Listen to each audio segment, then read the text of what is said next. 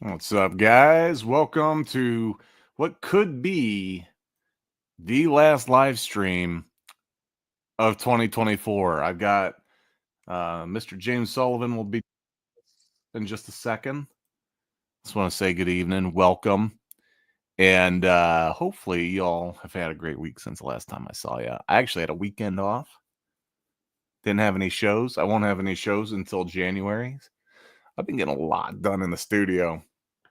It feels pretty good, but it's also concerning because when you're not doing shows, you're not bringing in as much money as you normally would, which is fine because I think the stuff I'm working on now is going to help even more in 2025. But without further ado, let's bring in our first guest of the evening. If you could all welcome Mr. James Sullivan. What's up, brother?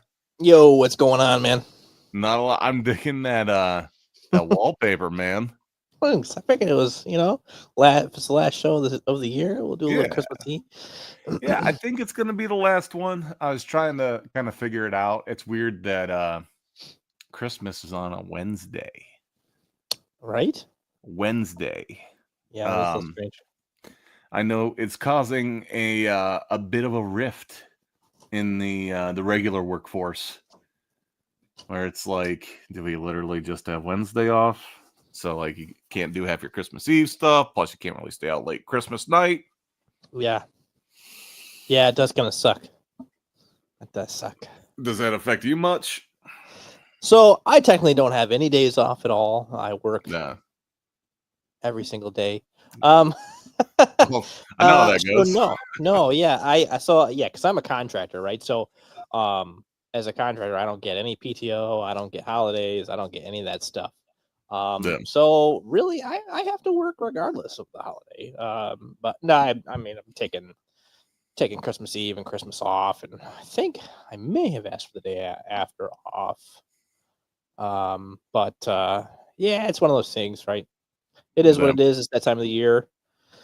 It's Um, tough. I know the yeah, company I used to work for, like if Christmas was like on a Monday or a Tuesday, we try to like give an extra day here or there, just kind of because we know people are gonna be traveling and everything else. And most of our customers back then, they were probably gonna be off. So we'd have a bunch of disgruntled people coming in complaining that none of their customers are open. yeah, Yeah. Um, but now it's like, yeah, kind of work all the time. So it yeah, doesn't dude. really I mean, yeah. Not only do I work, my usual like 35 hours a week in my regular day job. I'm probably putting in at least 15, 20 hours doing the art thing, you know what I mean? Plus helping my wife with her business and all this other stuff, kind of planning for the future, all that stuff, you know what I mean? It all takes effect. And but you know what? I'm in a pretty good place, so that I can't really complain too much, you know what I mean? Not a lot of people have the opportunities that I have, so yeah, I mean, the downside is I don't technically get the holidays, but the upside is every other day I'm pretty much doing what I like to do. So there you go. There's trade-offs with everything. yeah, right, right. That's I was talking to a buddy of mine. He's got a 5 day weekend. They just decided to give them all from Wednesday through the weekend off. Oh wow, And I'm like, that's pretty nice. yeah, That's there is no way a company I previously worked for would have gone for that. Unless you were using your own PTO to do it. So yeah, that's yeah. pretty cool. One of the benefits, he works for a smaller company, but they're pretty established for what they do. Nice. Um, yeah, but yeah, so it's kind of funny. Like we're trying to get plans for next week, and it's like my one brother might be coming home during the weekend. The other brother might be coming home literally just for Christmas. Hmm. Um, because his it sounds like they're making him work Christmas Eve and day after. So it's like, Yeah, and when you're a couple hours away, that affects travel. yeah. Um, so yeah, we'll see. But other than that, man, you got your Christmas shopping done and all that good stuff. Uh, for the most part, No. there's a couple things that because of whatever's going on with shipping and whatever's happening in the world right now, Oh yeah. uh, with it being holidays and all that jazz, there's a couple of things that might be delayed that we might have to just go and suffer, and it's pretty much everything's done. Yeah. Yeah, we have the benefit too of, right, like, some of our siblings are getting 3D printed gifts. Oh, there So you you go. know what I mean? We're just making gifts. That's fun. Handmade items I like it. by a Hey, printer. nothing wrong with that, man. That's actually something I'm thinking about Mhm. for next year. That's gonna be part of the what's coming in 2025 deal. Um, God, I have no problem like making a day out of going and shopping. Like I'll have everything figured out what I need to get, where I need to go, Yeah. make it efficient. Then I get back home and it's like, oh, I gotta wrap this stuff, take someone to the post office, and then it just hits the procrastination phase. And Oh, yeah. I forced myself yesterday because I needed to cook anyways. I was like, you know what? We're gonna make some chili. We're gonna make a 3-hour deal out of this, and I have to be done wrapping presents by the end of that 3 hours. And Nice. the reality of the situation, though, because some of it I have to ship down to my nieces. While everybody else's gifts I was able to buy online and ship direct, I had to Mhm. print out the USPS shipping labels, and I'm Yeah. cutting it close, man. I am cutting it close. It's saying the fastest delivery, I think they're saying, is supposed to be there Monday. Oh, wow. So, and that's normally would be a 2-day delivery. Yeah, it's pushing into Monday. So we'll see what happens. Hopefully Santa pulls through for me. Yeah. Yeah. Ho, ho, ho. Let's Yeah, right. go. That's they're at that age, man. They're twins. I've got 3 nieces. 2 are twins. I call it 10 and a half-ish. And Hmm. one's an infant.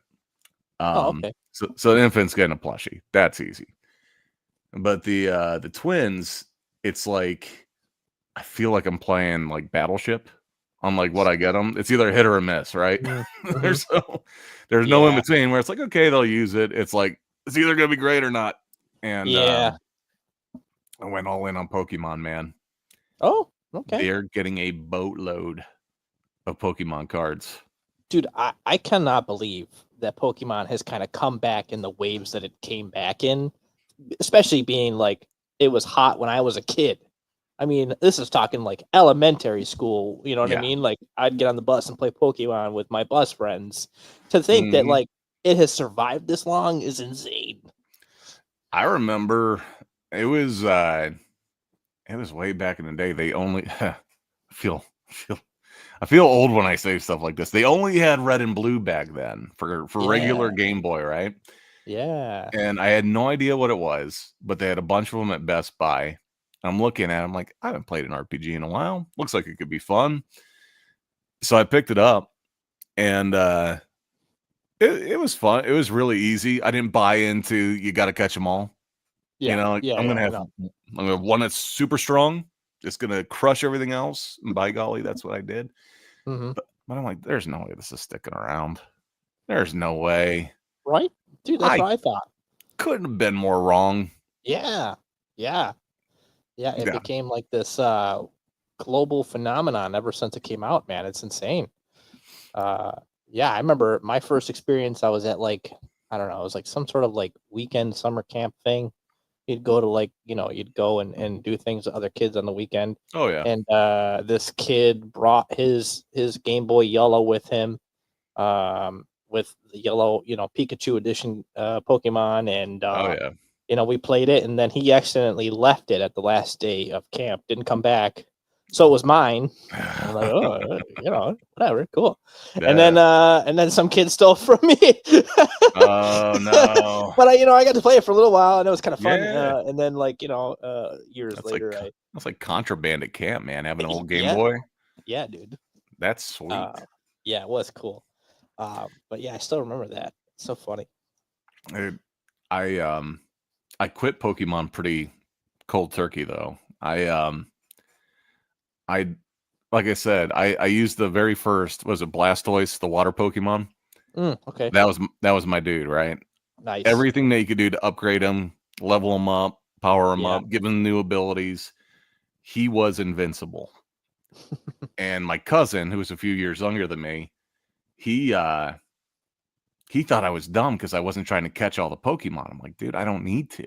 Why catch them all? There's no benefit to catching them all. If I can crush them all. See, this is difference of thinking here, right? Yeah. So he challenged me. He's like, I bet I could beat you. I got different types. Like, that's fine. You won't even land a hit. Sure enough, we're at grandma's for dinner. And dinner, we called it dinner, it was lunch, right? So we're all over there. And it's time for us to sit down and fight. I crushed him. I brought one Pokemon in. He brought all 5 or 6. Literally didn't land a hit on me Oh wow. the entire time. Just took him out. That's crazy. Dude. And all of them were one-shotted. Yeah. I just melted them. So it's my turn to go get a plate of food, right? It's a little like buffet style, right? And go get your plate of food out of the kitchen. I look over and that son of a gun is on my Game Boy. I'm like, yo, what are you doing? Oh no, trying to steal your Pokemon. He's like, oh, I just want to look at your Pokemon. I go over there. He deleted my game. Dude, that's a D bag. Dude. Move. Wow, that's awful. I was ready to go. Yikes. Back then, for that game, lost. Oh, dude, because I'd done everything. Like, you can go to the little casino and like grind to get coins to get like special. Like, I remember that. Yeah. I think it was like Ultra Beam or something. I'm like, this is about as nerdy as I got with Pokemon, right? You could get the fancy TMs, and then there was a chance to get a Ditto. Yeah. Yep. So I had Blastoise decked out, and then it was all gone. And like, there's literally nothing I can do. There's no way to bring it back. Yep, no backups. No backups back then. That was it. I was done. That was it. It broke my heart. Yeah, I would have lost it, man. Yeah. But yeah. So all that to say, this being I do believe this will be the final show. I can't think of any other reason why between now and New Year's why it's squeezing another show, but wanted to talk a little bit about year in review. What worked? What didn't? Is it possible to be a full-time artist in 24 going into 25? What does the future hold? All great questions. You know, lots of great questions. I don't know if I have great answers for them. But if you're hanging out in the chat, feel free to say hi and then also hit that like button, please. So James, let me ask you, just looking back over the last year, what would you say some of the highlights were? What are some of the things that worked well for you at shows or with your art in general? I don't know. Yeah, that's a good question, man. So I mean, I guess trying new things never hurts. But this year hurt a little bit. Yeah. I will say that. So, you know, I tried a couple different shows this year. Some of them were okay. Some of them were not good. I mean, in the viability of if I was trying to do this full time, they would have definitely hurt me. But some of the highlights, right, were I got to meet a ton of new people this year. I mean, this is probably the best part about going to shows and talking with people and stuff. Meeting all sorts of new friends and new, you know, con buddies and, you know, being able to see people you don't see for a while. I mean, I think you and I didn't see each other for a whole like year and a half, 2 years or something like that. It's been a minute, yeah. Yeah. And so I mean it's kind of this, you know, it's kind of the benefit is it almost like if you're willing to be an active participant in the community, you know, we kind of can become almost like a big convention family, you know. Yeah. We all run in our own circles, but you know what I mean? It's kind of nice to cross paths with some people. Yeah, you know, start to recognize people and It's funny because early on, it's like it's like you recognize their artwork because you see it up on their walls, but you don't have time to necessarily stop and talk with people. Right.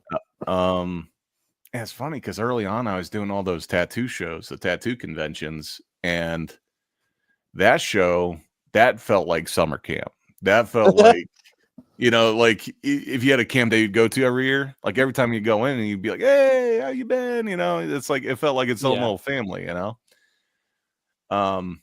time went on and I was doing more Comic Cons used to feel kind of cold because you might get to know your neighbor, but you might never see him again. And then you start to realize which ones are on the circuits, kind of bounce around the same shows. Right. Yeah, you start to get that feeling again. So, I would say for me, let's see if I can share this here. I'm gonna do a little sharing on the let's see here. Yeah, Instagram. This by far, as far as shows were, this has been the best show to date was Denver. Oh, nice. And I think one of the problems a lot of folks run into when they're trying to grow their career and all that good stuff is there are some shows that are just downright awesome. Denver's one of those markets where people are friendly, they like to buy stuff, and problem is it's far. It is far away, man, and cost prohibitive. Yeah, yikes. I don't know. Have you ever looked into how much a Fan Expo Artist Alley is?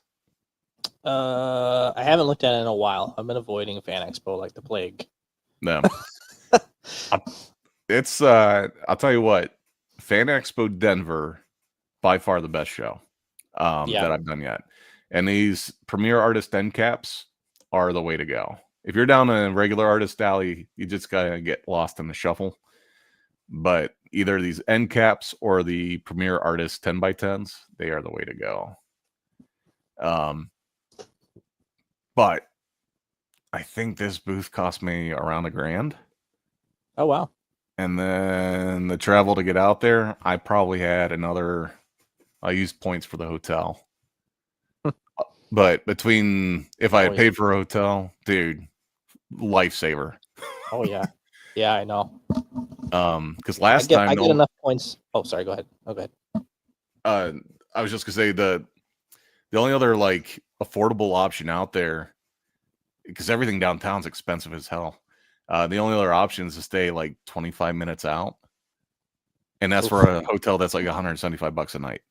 Oh, wow. Okay. Because everything downtown's like 300, 350. Yeah, wow. It's insane. Yeah. Oof. What were you saying? You're saying something about points? I was saying I probably end up only getting enough points to get like a free hotel stay once a year, if that. Once maybe every other year and a half. Well, this was so if we're looking back from last year, I had made a big push to do everything on an Amex card. I got a business card, and it was through the Marriott, when they call the bond something plan. And you get all kinds of points, especially if you're staying in Marriott hotels and all this. And I'm like, I'm spending almost twice as much on hotels to get a couple free nights every now and then. Yeah. It's not really working for me. Yeah. So I still use my Amex to buy darn near everything for the business. Like, I find excuses to use it just to get those points. But I cash in those points maybe twice a year on hotels. Oh, okay. That's nice. So it at least helps out here and there. But yeah, this, I think with Fan Expo in general, I feel like if you can't get to a premier artist table, or if you can't peacock and like go with a super huge booth, you kind of just get lost in the shuffle here. Oh yeah.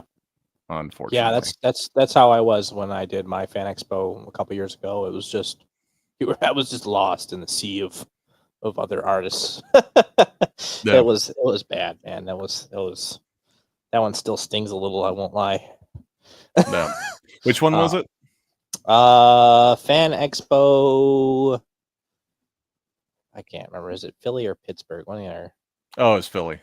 Is it Philly? Philly, yeah. Faneco, Philly. Philly's a tough market. Because that was, I think the year I saw you there, I did pretty standard. This year, I did literally half. Oof. Half. Yikes. Yeah, that's bad. I did 2 different shows in Philly, and both of them were literally half what I did last year. Yeah, that's crazy. And I've noticed, excuse me, I've noticed a lot of celebrities have changed their prices a bit too, which I think impacts that a little bit as well. What I'm noticing a lot more of shows is if we've gone from like, $40 signings to $50, $60, $70 signings per celebrity you meet, you know what I mean? Which I don't think helps anybody, except for the celebrity. Yeah. But well, yeah. It's interesting though, because I've been at some shows, I won't say which, but I remember there was one show in particular where if you walked around on Sunday, all the celebrities had literally taken Sharpies to their signs and crossed out their pricing to mark it down. Oh, wow. Yeah. That's insane. Okay.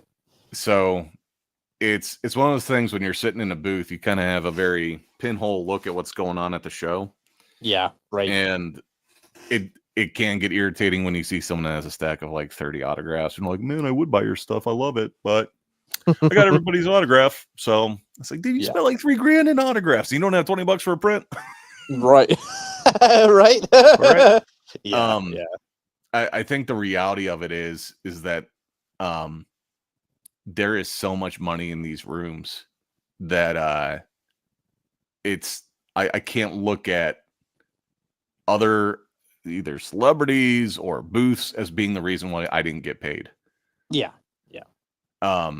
Yeah, we kind of talked about that last week too. Yeah, I know. I've got some buddies in particular. Like I've seen how much that they make in a weekend. I've got one buddy in particular that will drop shows if he's not making close to 5 figures. We'll just say that at a show. And I'm like, are you serious? Yeah. That's not worth your time? Yeah. Wow. Yeah. Oof. But it can be done. And that's the thing is, I know talking to a lot of different artists on a lot of different levels, I kind of know where I float around, where others float around. Yeah. And it's finding that niche and what works. And I think that's going to be, for me, what worked this year. In particular was 2 things. One is really focusing on sets of prints, like we've talked about before. Having, I don't know if I have a good picture of any of them on here. It's got the old Instagram pulled up. But one of the things that I'm working on for next year in this time that I have off is getting more sets of prints. So the one thing in particular was doing like this set of turtle prints that connect. So I can do like longer banners or like these skateboards. Having these like mid-tier or premium items was a lifesaver at some of these shows. Yeah. Because you do metal prints, right? Yeah. I like doing the metal prints. What's an average show, if you don't mind me asking? Like, what are you running for a metal print? Like how much? What do you mean? How much do I sell them for? Or yeah, if you don't mind me asking. Yeah. No. So I have 2 sizes of metal prints. I just recently added a third. So 2 sizes. I do 5x7 and I do 11x17. And I also do bookmarks. Bookmarks are kind of like the, ooh, hey, it's cheap. I got an extra $10 in my pocket. And then I have the 5x7 metals are 20 each or 2 for 30. It's kind of like one of those like, nice. I can get 2 for extra $10. Yeah. And then I do the 11x17 size. I do 11x17s. And it comes with a free print, and that is 50. Nice. Yeah. The hardest part about the metals for me, in my opinion, and maybe this is only me limiting me, right? Based on like what's the maximum I could charge for this, is that I feel like I kind of compete with Display, if that makes sense. Because you can get a Display for $50.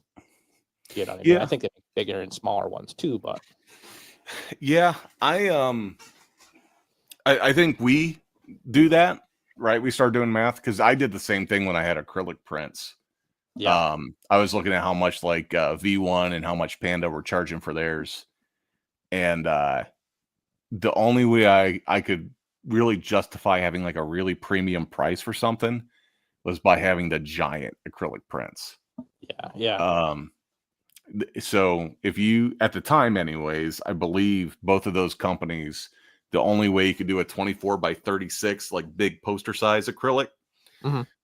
was if you got 4 smaller ones that you put together. Oh, So yeah. you'd end up with that seam in the middle, right? Right.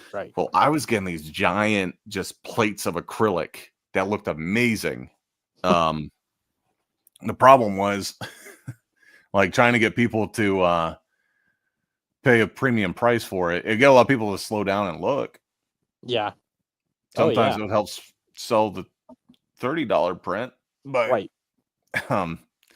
what ended up happening though was I was lugging these things around at show after show. They'd get these little micro scratches on them. Mm. 'Cause they're crystal clean when you get them brand new. Yeah. As soon as you peel off that protective stuff Mm-hmm. and then you put them in a cardboard box, I was trying like bubble wrap. I was trying moving blankets and get those real small surface scratches. Yeah. So I'd have to Yeah. mark those down. Be Or like, yeah, yeah, it's you either the mark it down or buff it out, and then it's like, do you want to do all that extra work to buff it dude. out, right? I was bringing Windex and microfiber to shows to like try to clean these things, and even with that, Yeah. no. Yeah, I use the microfiber to clean off the dust that collects on the metal prints because people walking around. And some of these Dude, shows, man, they're dirty. They're like dirty shows. It's insane how dusty it gets in there. Yeah, dude. You're just getting all these people, everybody's skin as they're walking by, just floating off onto your stuff. It's actually gross. If you think That's about pretty it. gross. Yeah, it's gross if you think about it. You're like, It's I'm pretty gonna try not to think about it. Well, it's like, they talked about during COVID with all like the spit particulates that come out when we talk. I've never noticed people spit more than after COVID. You're sitting there at the booth and you just, the light from above the bright LEDs, you just see the You're like, mist of spit coming out and like, yeah. ugh, Oh yeah. pretty gross. Pretty gross. Yeah. But yeah, the skateboards, there are some shows where these really save me. There are other shows like this last one at Columbus. I sold one all weekend. Denver, I sold out in a day and a half. Yeah. Good problem to have. Oh, yeah, that's crazy. But yeah, freaking Columbus, man. I'd have people stop left and right, like, "Oh, dude, awesome skateboard! Oh, cool!" And they'd pick it up, check it out, and be like, "Cool, see ya." Like, Yeah, peace, I guess. deuces, I guess. Yeah. It's interesting. Yeah, it's very interesting because I could honestly tell you, unless I wrote it down, which this is something that I plan on doing next year for 2025 shows, is kind of write down what seems to be the trend at that show, like so I can kind of keep track of certain things. But it's really difficult to nail down what works well, what doesn't work well at shows because the crowd constantly is changing. It's constantly changing. It's constantly evolving. So you like either have to be ahead of the curve in a way, so that you're like prepared for that when that show comes. You have a good idea of, or you've done your research, what does well, what shows do well at that in that area, and who's coming to that show, yada yada yada. Yeah, you'll end up like, okay, well, this is not working well because, well, you didn't do enough research. But it's tough because I'll have shows that just completely blow me away. Be like, I can't even believe I sold all these prints. I haven't sold these all year long, and now people are suddenly extremely interested in it. Or like, this is not even my best piece, and I've sold every single one of them. Like it's crazy. Well, and what works one day at a show may not work literally the next day at the same show. Right. Yeah, I like to tell people like, your Sunday, the way Sunday goes is really gonna depend on how Friday, Saturday is if you have a Friday show. because it could also be super swapped too. Like Fridays, sometimes I'll have it like where the art crowd comes in on Fridays, and you'll Yeah. have people actually looking at art and trying to buy art. And Yeah. then you'll have like the Saturday, the typical crowd is like the Saturday. And then you like the Yep. Sunday crowd is either the exact opposite of Friday or the just like a completely different crowd. It's very like, It's all over the place. yeah, it's very weird. It's yeah. So I've got a buddy who does very well, who will remain nameless. He kind of breaks it into two groups when it comes to prints in particular. Mhm. And this is something that I am trying to keep in mind coming into this year. As he said, that there's two kinds of prints that you want to have. The first one is the trend. Like, what can you jump on when you know it's coming up and you know it's going to be hot? So obviously the Deadpool and Wolverine thing is already up, and it's going to be going down, through next year. Mhm. Yeah. Hopefully they make some sort of X-Men announcement or something. So it's like, okay, so you might want to get ready for that. Or, if there's video games that are coming out or anime, that's the one where you got to be able to move quick and come up with something. That's exhausting. Yeah. But if you can maximize it, get some sweet metal prints for that, or, whatever it is that you're going to make, great. But you said the other one, and this is the one where you constantly have it working in the background and you're constantly planning like your next sort of like showpiece that you're going to do. He calls them the evergreen characters. And those are the ones you could draw them today, you could draw them a year from now, and they're going to sell. It's everything from Mario to Sonic to, and sometimes the Marvel and DC characters don't hit as well as we want to, but like Goku, Vegeta, that kind of stuff. Those are the ones where he's like, you need to have a few of those. They can sell at a decent price for a bundle for whatever it is that you're going to do, that are just going to do well. And like, okay, I think as much as I've grown over the last few years, I think I've kind of gotten away from that mindset. When I started, I was trying to do more of the things that nobody else had. Having some video games, a lot like Destiny. Like Destiny, people will buy it up if they're into it. If they don't know what it is, they ain't touching it. Yeah. It's time. I've determined that for this year, that is going to be the focus. I've got to have some solid evergreen characters. Yeah. So that's going to be the move there. Yeah. You know what? It's funny you mentioned Goku and Vegeta. This was not the year of Goku and Vegeta for me. I was very surprised. I did not sell maybe a handful of them this entire year. It was crazy. I was actually kind of shocked. Like we'll see how this new series goes, but they got a new series coming out. Yeah, Dragon Ball Daima. But it's like a chibi style or whatever. Yeah, kinda. It's kind of going back to like the Dragon Ball style. But it's not Goku and Vegeta and all those characters. It's like their great grandchildren. If I'm understanding that correctly. I don't know. I watched a little piece of the first episode. I didn't get too far into it, but yeah, we'll see. We'll see how that goes. But maybe it'll bring some interest back. And I had a Goku, Vegeta, Piccolo set of 3 that I made a long time ago, a few years ago. Nice. And at the tattoo shows, it would do fairly well because people liked that I drew them grittier and darker, more ink. And then I go to like Comic Cons, and a lot of kids would say this, but also adults would be like, "That's not what they look like. That's not Vegeta." Yeah. I'm like, yeah, that's my interpretation, dude. That's what art. People are weird about the Dragon Ball Z style. I mean, even Jim Lee's gotten the same slack, right? Like it's people are like, "That's not Goku." It's like, well, where's the line between picking up someone else's style and including your own? You don't want to redraw something that's already been drawn because it's not fun or exciting for any artist in 90% of cases. Yeah, I was gonna try to scroll back and see if I could find it, but this is taking forever to load. Yeah, I mean, and with anime in particular, I feel like most people want it to look just like the anime, Yeah. and that's not what I do. Right. Right. Right. Yeah. So one of the let's see here. I'm gonna try maneuvering some things.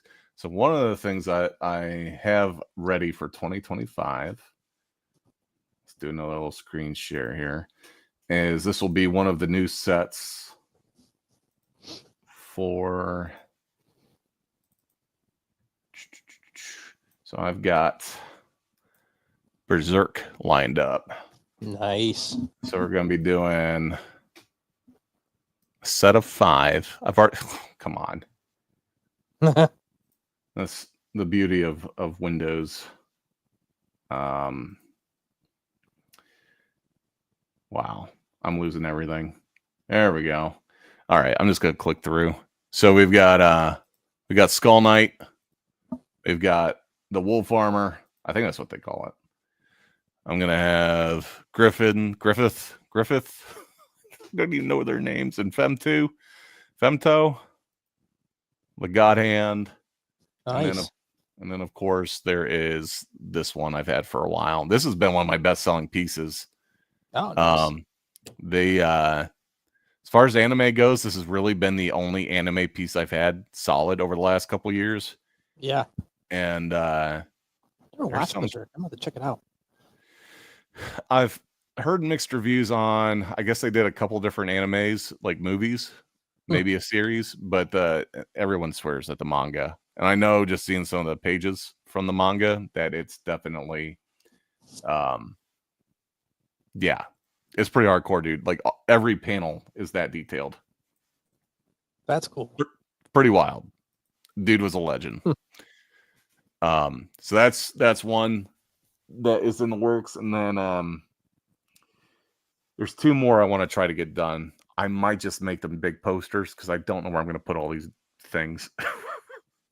I've got to do a Power Rangers one. That's the other tough thing, right? Is carrying all this stuff with you every show. It gets tougher and tougher, man. I don't even know. Between table space and putting everything in boxes, and then how much do you bring? And that's tough. Yep. There's a lot of work involved. People think you could just draw something and then be an artist at a convention, and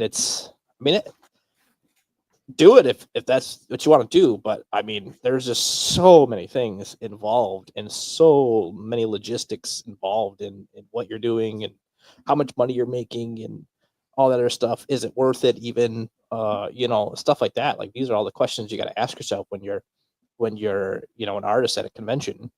Yeah. Is this even work? Am I in the right niche? Am I doing the right thing? So there's a lot. Once you're at that show, you're no longer artist. You're a marketing and sales guy, unless you're trying to do commissions all weekend. Right. The first solid year, I was trying to do commissions as much as I could. I was giving away commissions for $60 a piece, and I was filling a 9x12 top to bottom.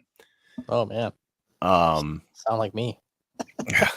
Dude, that was a grind. It was to the point where, like, in order to do that, I had to do 1 or 2 commissions at the hotel every night and morning. Oof. But it got me through the first year. Yeah. Once I kind of got the print game figured out, I didn't have to rely on commissions as much. And now it's like, I don't want to do a commission unless I absolutely have to. Yeah. So there I was. I like to aim for like 1 or 2 commissions. Yeah. It's hard to do at the show, man. It's hard to do. Yeah. Especially, you're trying to talk to people, flag people down, especially Saturday. It just don't work so good. Yeah. So yeah, let's see. What was I saying? Oh, there's two more sets that I want to do. I might just do them as big posters and call it a day. I might do sets of them. We'll see. But I got to do a Power Rangers and a I don't know if do I want to let the cat out of the bag? Should I let the cat out of the bag? Because I don't know if I'm gonna do it. I don't know, man. But I How feel about you take a vote, right? You say it, and then you take a vote. Oh, um I think I'll just tell y'all because it is the holidays, and we do only have, I believe, 3 people watching, which I appreciate you guys hanging out tonight. yes. But I'll go ahead and I'll amuse y'all. I think I'm gonna do a Gundam Wing. Oh, nice. I've been That's wanting to do a Gundam piece for a while, dude. it's one that not a lot of people do. Yeah. I think it's just because they're very technical drawings. Mm-hmm. Um, Yes. Yes. I mean, everything you draw in a Gundam is perspective. mm-hmm. Every single thing. Anytime I've only been asked to do a Gundam maybe once or twice, period. But I get asked more about like an Optimus Prime or something like. I do not want to be the Transformers guy. Dude, I can't believe the amount of time I've been asked to do Transformers this year. I was like, maybe Transformers is coming back. Dude. Or maybe it never left. And I personally fell out of it. I don't know. They have had a diehard following forever. But between that movie that came out this year, I think it came out, didn't it? Yes. Yeah. That was pretty good too. Yeah. The comic books have been hitting. Like Transformers, man. It's one of those things like, why don't I just bite the bullet and make a few Transformer prints? It's mainly because I don't want to. That's it. Well, as soon as you do one, you gotta, people are gonna ask the different character or the next character, the next character. Yep. Oh, you got Optimus. Oh, you got Starscream. Oh, you got Megatron. You got so and so. You got this one. Oh man, will you do a commission of it? I'm like, I don't want to. Yeah. I barely want to do a Gundam Wing one.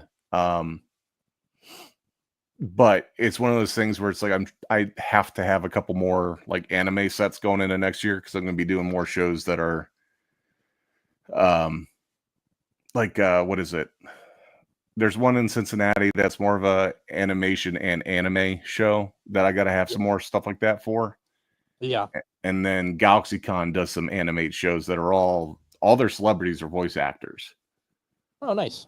So it's like kind of have to. I don't have to, but they would prefer that I have more of that kind of stuff than all the craziness I've already got. Yeah. So. Yeah, I'm trying to get into a GalaxyCon next year. We'll see. Which one? Oh no, it's not a GalaxyCon. It's run by the same people though. It's what is it? Is it Animate? Yeah, Animate. Thank you. Yes. Yeah, they got a few of those. I was gonna try that one out. I've heard decent things. What my experience has been with GalaxyCon, and we'll put this into what worked for 24 and what didn't. GalaxyCon in general has been a solid show. The only ones that were a little bit on the lighter side are when they branch off into like the Nightmare Weekends and the Animates and stuff. They're still growing those, and I gave them my feedback for what it's worth. It's like they're trying to get into different cities and they're trying to tap different markets. It's like people already know you guys for being like a general Comic Con. It's GalaxyCon. As soon as you go to an Animate or you go to a Nightmare Weekend, you're bottlenecking who's coming to your show. Yeah. Like, yeah, you're throwing your name out the window almost. Yeah. Yeah. I mean, even though it says this, GalaxyCon presents whatever, like, if you're not into horror, you're not going to Nightmare Weekend. Right. Even though most of the vendors are the same vendors that would be there for a GalaxyCon. Yeah. It's like, just call it GalaxyCon and then be like, hey, by the way, all of our celebrities happen to be horror people. Like, I don't know. I'm not a marketing guy, apparently. I'm just the guy behind the table. Yeah. Yeah. The one show I do here that's actually local does something kind of, well, they don't change the name. So it's Nickel City. Yeah. It's still Nickel City, but they do something weird where like half the show is horror. Yeah. Which I'm kind of like, but they're like, they want to grow that side of it, which I think is weird because they offer discounted booths if you want to be on that side of the convention. But that's like not usually where the traffic is. Yeah. So it's really weird. Like you should just make the show, and then if horror people show up, the horror people Yeah. show up. It's kind of one of those things. Like it ends up being a lot of like, it actually ends up being people who have like their like, I don't know, random crafts that they sell out of their garage, and like, oh, like I don't know, a couple coffee vendors and like Yeah. some random things with people with giant horror stands that you can pay $10 to get a photo. But you know what I mean? It's like Yeah. it's kind of weird. I'm not sure what they're doing with that, but Well, maybe they'll nick it in the coming years. Who knows? I feel like horror has had a bit of a renaissance over the last few years. Yeah. What was it? I think when Scream and Saw and all those movies started doing reboots, or even Halloween, when it had its like, we're bringing back what's her name and all this. Yeah. I think there was a real pop in the horror industry where they're like, this could be our opportunity, Yeah. And I still think there's a lot of opportunity there. Excuse- You don't have the expectations of a Marvel or anything that Disney does, really. Mhm. But and horror fans, they're into it all year long. They all are. year. Yeah. I got to start doing a little bit more horror stuff. It's kind of where I'm gearing a couple of my next like print pieces towards a little bit, with a twist. So, are you divulging at this time, or are you keeping that close to the vest? Keeping it close to the vest for right now. I think I would if I were you. Yeah. I don't have all the ideas completely panned out, but it's I got some ideas, so I'm gonna try to lean into that a little bit, and then see where that takes me. I've never considered myself a horror artist, but it's funny. Even though I've not considered myself a horror artist, I've done a horror style noir comic book this year, and and I've done a few horror commissions. I've done, you know what I mean? It's just funny. I've divulged a lot of my time. Oh, I did an entire horror set of sketch cards. Was it early this year, late last year? So yeah, I've never considered myself a horror artist, but I guess I get put into horror a lot. Dude, I didn't myself either, and it was a few years ago when I was going full time. I had probably 3 or 4 shows in a row where people would come up to my wall of prints and be like, "Man, I like your dark gritty stuff. Do you have any horror stuff like Jason or?" I can't tell you how many times I heard Jason or Freddy, and I'm like, yeah, fine, I will draw Jason or Freddy. There you go. And I mean, now you see my wall, and it's like half the wall is horror stuff. It takes over, man. Yeah. I mean, people are a fan of what they are a fan of, and it just kind of rubs off on us, I guess. Got to follow the trends sometimes. Yep. Actually, so when I sat down to do my own comic book, Slaughter Dolls was actually the 3rd book that I had written and illustrated. The first book, I drew it, I inked it, I even started coloring it, but I learned so much just in that process. I got maybe 3 or 4 pages into coloring. I'm like, this is garbage. I learned so much. I'm like, no, we're not going to do that. We're starting over. I kept the world, but I changed the setting. I'm like, people really like this horror stuff that I'm doing now. Maybe I take the same setting, but I make it more horror. Yeah. Yeah. So I did another 30-page, inked it. I actually got to the point where I was going to work with a letterer to letter it, and he ghosted me. Come to find out later, they got pulled to work on some pretty big contracts, him and his little like group that he has. Yeah. And he hit me up a few months later. He's like, "Hey man, sorry I missed that last message. Do you still want to work?" And I'm like, "No." Yeah. Sorry. No. You missed your window. Well, and on top of that, it's one of the things I was learning as I was going through that, and the realization that like people would actually maybe read this. And is it got pretty dark pretty quick. And if that's issue 1, where does issue 2 go to? Yeah. Um, so I still have that. It's in that closet back there. Um, I might still make a book out of it, Yeah. but even now when I go back and I'm like, man, I could do so much better. The raw, unedited version. You know, By Steve dude, Messenger. I was going super ink heavy too, like super Yeah. gritty, super Oh dark. yeah. Um, Nice. absolutely filling the page. I actually like looking back at some of the panels. I saw some of the panels in particular I really, really like. Yeah. But there's also part of me is like, I should really, if I'm going to do this, I should do some color. It's just you have that much ink, it starts to run together a little bit. Yeah. But some people would say that they like that style. Yeah.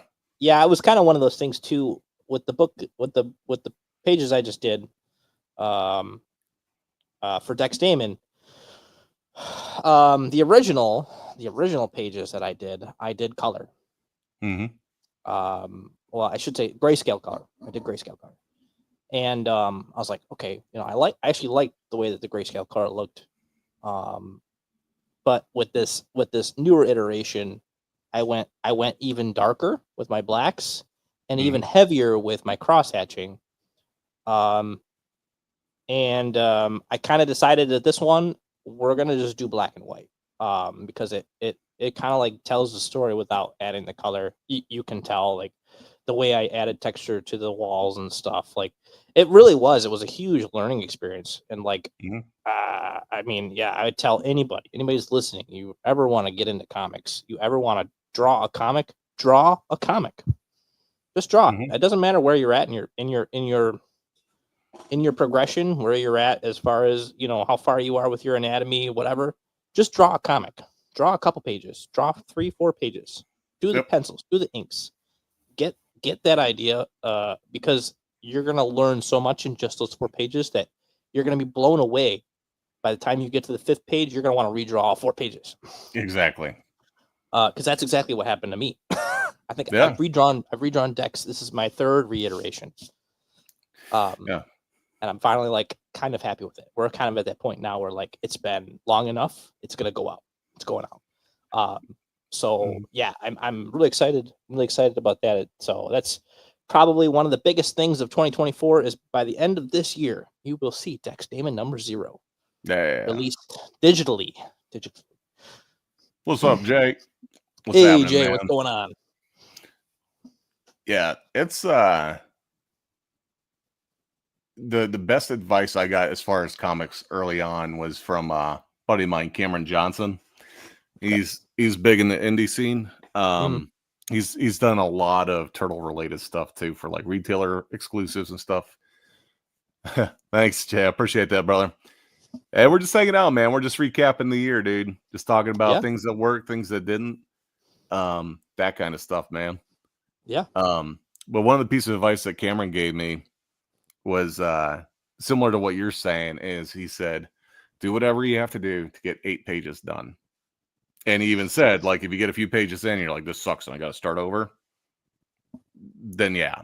But he said, once you get to 8 pages, you can get a preview printed. He said, guarantee, once you get a preview printed, and you can start selling it at your table, you're going to be that much more excited to get the next however many pages done. Yeah. He wasn't wrong, man. I did that with my first book, Slaughter Dolls. I got that preview in, and I could not wait to go, like, sit down, finish that book. Yeah, no, you're good, man. I appreciate you hanging out, dude. The GalaxyCon was pretty solid. We had a good time there, man. Appreciate you stopping out, saying hi, getting to see the crew there. That was a good time. Nice. But yeah, that's the going into next year, man. I've got several things, and right now it's like I'm trying to at least get done.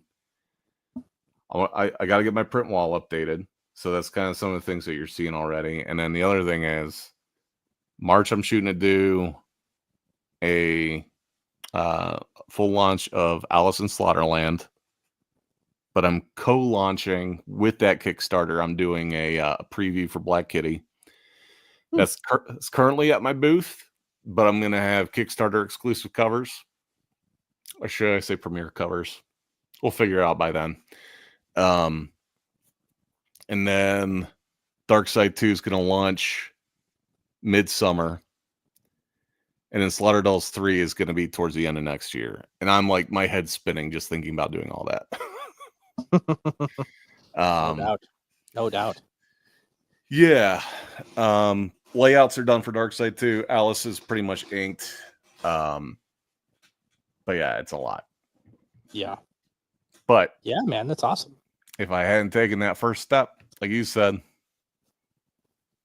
I would not be confident in doing what I'm doing. So yeah, man, you gotta keep moving forward. Yeah. Well, and the funny thing is, I was talking to, who was I talking to?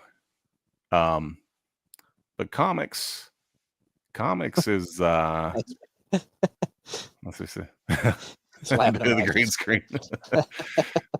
Dude, you know what? I am really digging. I've been kind of looking at that as we've been talking. It's just like it's like a Where's Waldo. There's all kinds of just random little things in there. Yeah, I thought it was kind of cool. It looks like wrapping paper. It could be, you know, whatever. Yeah. I love it. Love it. But it's like until you hit a certain threshold, comics is like one of the worst decisions you can make to do on the indie level. Yeah. It's so hard, dude. If you didn't like, comics is one of those, indie comics is one of those professions that, like, if you didn't like what you were doing, then you are doing it wrong. Like, you just wouldn't bother, because it's so hard, dude. There's just, like you said, like we talked about earlier, there's just so many things involved. There's, you know, so much logistics. You got to be a salesperson, you got to be a marketing guy, you got to be a social media expert, you got to be the artist, you got to be the, and in some cases, if you can't afford it, you got to be the penciler, inker, and color. You got to be, like, you know what I mean? You got to all the above, contacts. Man. Oh yeah, it's and at the end of it, the critiques that you get for comics are way harsher than you'll ever get on your prints. That's true. It's like, why the hell am I doing this? Yeah. Jay, your comment there, man. Are you making your own comic, dude? Is that what your comment was there? I feel like there's a ceiling that you have to push through, and it's like, if you're just starting out, you don't have a huge audience, and you're trying to figure it out. Yeah, you got to roll the sleeves, you got to grind to get the product out there and promote it, push it, all that good stuff. But I see some of these guys on Kickstarter and on Facebook, not Facebook, GoFundMe and all this. Not GoFundMe. GoFundMe is more for like causes. What's the other one? Indiegogo. Indiegogo. Yeah.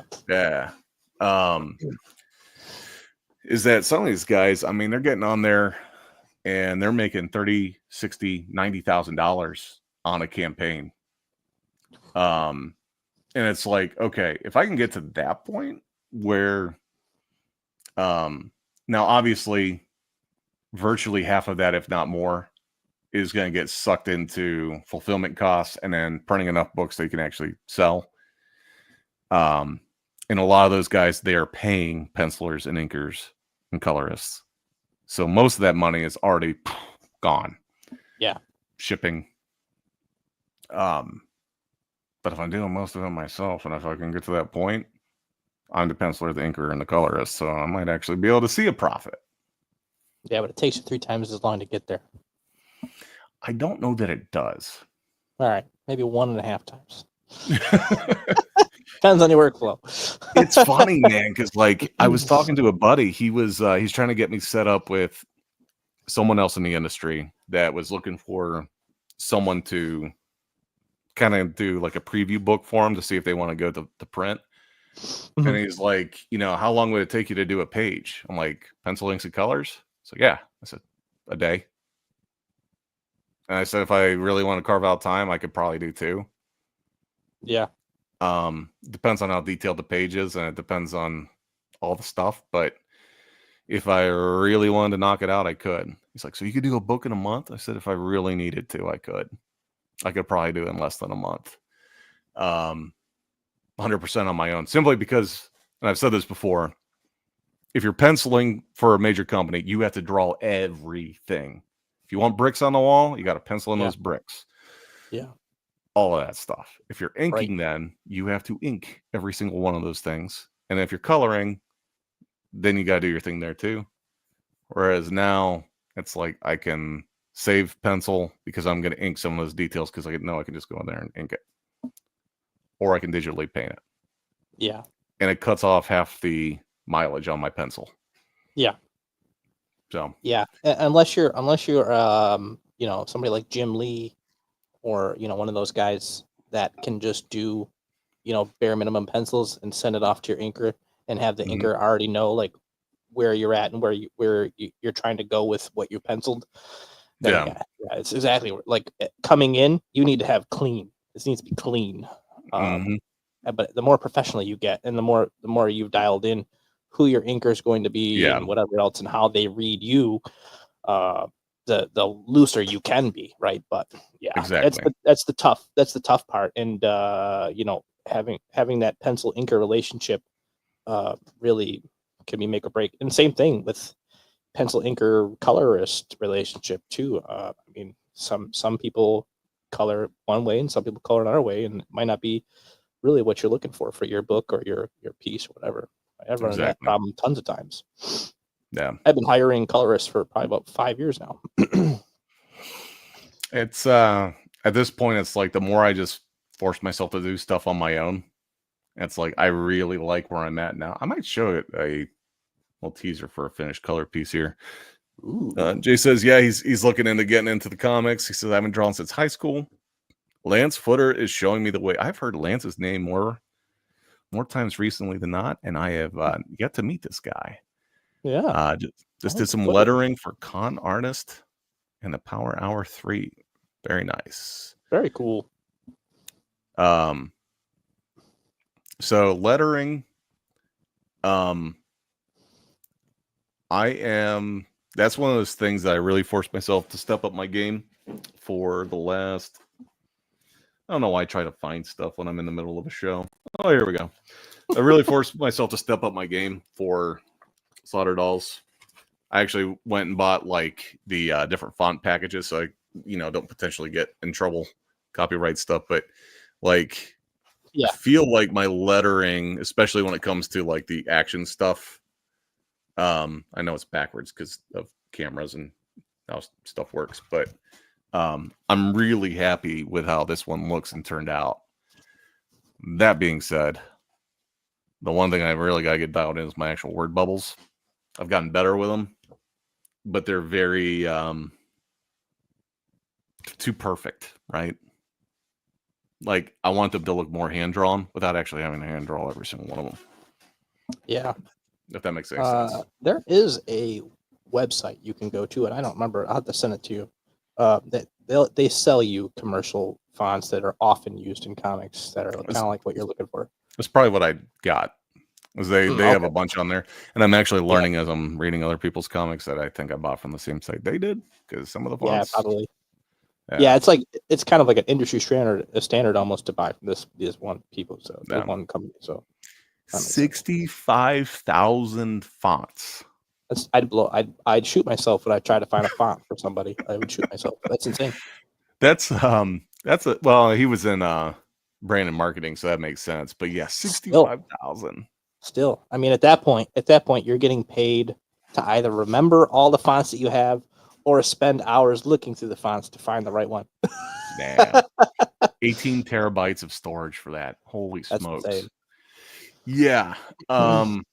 That's what I run into with folks that this happens almost at every show. If people start asking me process, like with coloring, they'll be like, oh yeah, I just use different brushes. Like, how many brushes do you have? Like, oh, like over 3,000. Oh my God. I have like 6 that I use. Yeah, dude. I have like, I don't know, 10. Now Maybe check it I out. know there's a bunch like in Procreate, and you can download as many as you want, right? Yeah. But my whole thing is like if you watch Bob Ross paint, he uses a palette knife, the giant brush, and every now and then he brings out a small brush. Yeah.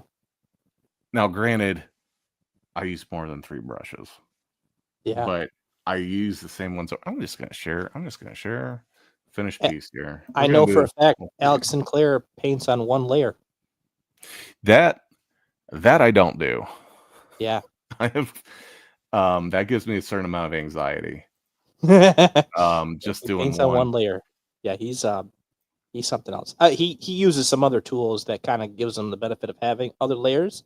But yeah, he Yeah. paints on one layer. It's kind of crazy. So this is the most recent. Um, I'm redoing sort of like the what do you want to call them? Like the punk rock princesses. Mm. Doing a little bit of a different take on them. But I use one brush for all my outline. I use the syrup brush on Procreate. Hmm. I have one brush that I use for skin texture. That's 2. I have one brush that I use for hair texture. That's 3. Light brush is 4. Hmm. And then the lighting effects in the background plus the smoke. I probably have 9 or 10 brushes in this whole thing. Nice. Maybe 11 or 12, but not 1,000. Yeah, And those that's 11 or 12 that I just named off, I will use over and over and over and over again. Every piece. That's just me. But some of the things that I've been doing is this like chromatic aberration. oh nice. Yeah. It's subtle, Yeah. but that certainly helps. I might actually put together a workflow video because I kind of like how I do what I do. And I combine like 5 different artists' ways of doing this into one. Nice. So,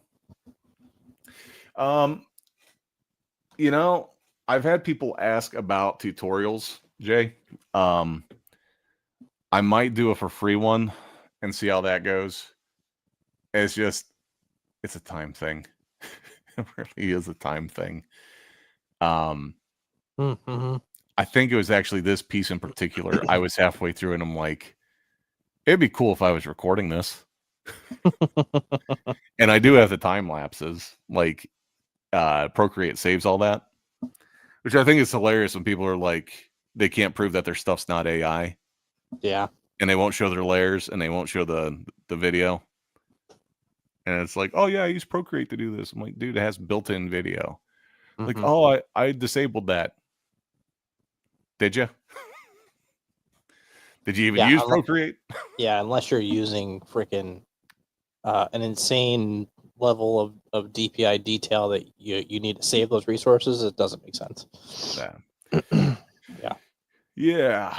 Yep. Clip Studio. I save all my. I use Clip Studio, but I save all my time lapses. I mean, they make for fun videos to upload. It's free content to just upload. Honestly, it's kind of like, you know what I mean? Yeah. So I'm not gonna go super deep into. Are you familiar with Shikari? I am not. What is Shikari? What is that? So Shikari is an artist, I believe, from India. I'm not gonna dive super deep into any of this because I'm not sure what the latest drama would be. But this dude has been getting grief as long as I've known about him, that he's been accused of using AI and all kinds of duplicitous things. I believe, if I remember correctly, I did a little bit of a deep dive on him a couple years ago. Mm-hmm. And he uses, to my understanding, multiple tools to make what he makes. More like there's a lot of rendering that goes on, 3D rendering with programs and stuff, photo bashing that he does. He has sites where he's actually detailed his process. And yeah, and I've heard different rumors as to what happened with that too. I couldn't tell you what actually happened. But I know like he's done a lot of great stuff for Sean over there at Comics Elite. And it's funny because like I don't know, there are some AI artists that will literally just type into a prompt, or they'll dump a picture in and have the AI modify it. And there's AI artists that actually will bounce it into Procreate or Photoshop, and they'll spend a lot of time manipulating the image, then running it back through AI. To my understanding, Shikari doesn't use AI at all. And even if he was using it now, I know the amount of work that he puts in to get the image that he has. I think there's a lot of people that hate on him because they don't understand the work that he's putting in and don't understand how he's getting the quality that he's getting. I can see if I can pull up, see if I got my Instagram still open. But I would never knock the guy. I mean, he definitely has a different process, but at the end of the day, I don't believe he's doing anything underhanded. Let's see here. Unless there's something else that's gone on with him that I haven't heard of. You know, it's probably a blessing. Maybe it's a curse. I have yet to be told that my art was done with AI. So I'm very. I don't know if I think I'm proud of that fact, at least. Yeah. Let's see here. Somebody did ask me if I traced something the other day, though. That was interesting. Well, it's actually kind of interesting. There's a lot of people that will actually that do like super realistic pencil drawings and stuff that do trace, but then they have to sit there and but it still takes it still kind of takes that skill to get that realistic. They're almost like colorists, right? They're coloring someone else's work. Kind of. It's like it still takes time. Yeah, like tracing actually isn't the easiest thing to do. No, because if you just trace something, it still looks like turd. Yeah. But this is Shikari. Oh wow, interesting. Very does a lot of pinup stuff, has done a lot of stuff for Comics Elite. He was exclusive to Comics Elite for a while. I don't know if he still is, but he's done work for like Kincaid. He's done all kinds of stuff. To me, it kind of looks like he 3D models stuff first, then like creates over top of it. Some of that looks like it might have been made in Blender.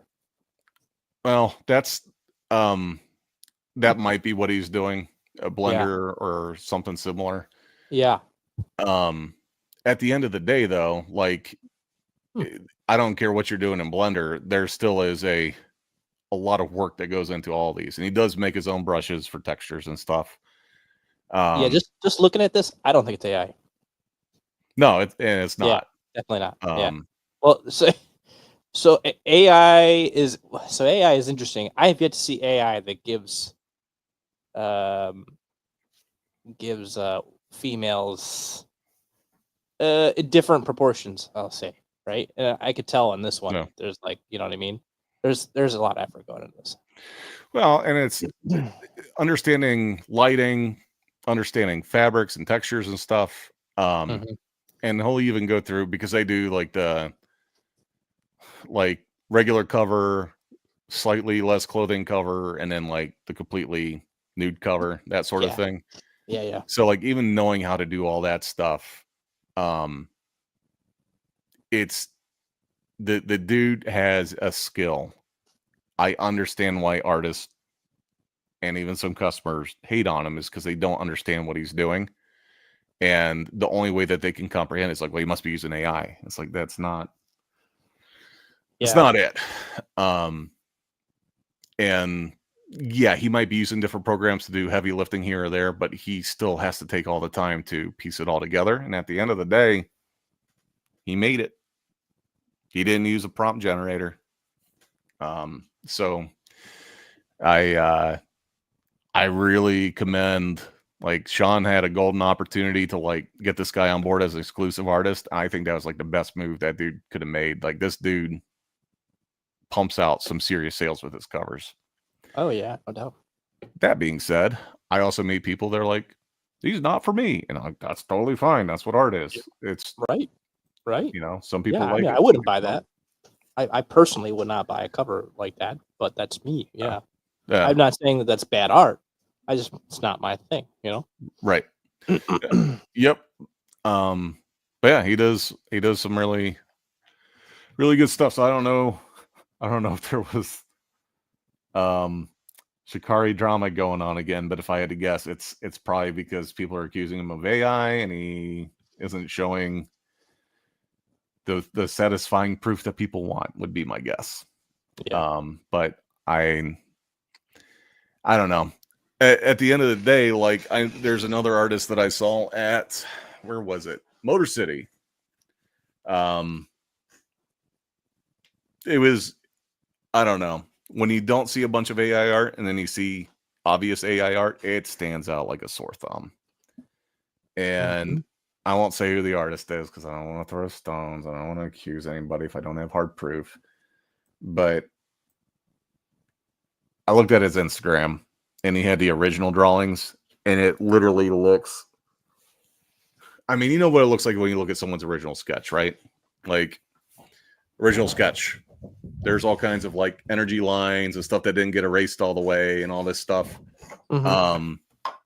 Super clean all the way around. None of the hair even remotely looks as good as it does in the finished piece. Finished piece looks amazing. And I'm like, and in his Instagram post, he's like, this is what it looked like before I sent it to the colorist. I'm like, is the colors called Stable Diffusion or Mid Journey? Right? Is that the name of your colorist? That's what it sounds like to me. Did you generate that first and then trace it? Yeah, I've seen that a lot, a real lot. Yeah, I mean, there's all sorts of ways people are. I just don't. I mean, I don't. I just don't get it. But yeah, there's just so many ways people are trying to trick people into thinking that it's like, oh, I created this, and even if you put some effort into it, I guess it's not your work. It's we go back to that same argument of every time is, where does the original art originate from? It's been stolen. Yeah, I mean, if you cut it down to the very base argument, because I'm seeing more and more advertisements now specifically geared towards artists, and there was one that showed up on my, was it Facebook today? I probably saw the exact same one. It's like this dude, he's like, artists, we got the next great tool to help you take your art to the next level. Take your hand-drawn sketch. If you ever want to see it drawn as like a real model so you can use it for different references. And they took a pretty loose, rough sketch. That was still a good sketch. Yeah. And then put it through the AI generator, and it spits out this amazing like Artgerm level, like finished quality piece. And I'm like, what's the reference here? Like, why would you, I don't understand how this is a tool. If anything, someone's going to do that and be like, well, crap, this looks way better than what I did. Yeah. I'll just tell people that I drew it, I made it, and then I use some digital tools to accentuate it. Yeah. We'll just say, I hired a colorist to color it. Yeah. Colorist doesn't want to be named right now. That was some of the crap that was happening on Whatnot quite a bit. There was different sellers that were getting exclusive covers done by these artists that they were just making up names. And they're like, yeah, they don't have social media. They like to stay private. They don't like the attention. Which, dude, yeah, it's crazy. Well, and that's is it really to get an exclusive cover that you just be like, oh, let me send this awful AI art to them, and as long as I purchase my minimum purchase, I can put whatever I want on it. It's insane. Some companies don't care. Let me get a hold of these companies. I want to put my art on something, dude. Like, come on, for real. Well, so I didn't know this, but there's some that if you're an artist and you want to get your own exclusive, there are some companies. I think I don't know who has G.I. Joe, but I think they also do like the Transformers and stuff. Like Thundercats. I don't know if that's Boom or if that's IDW.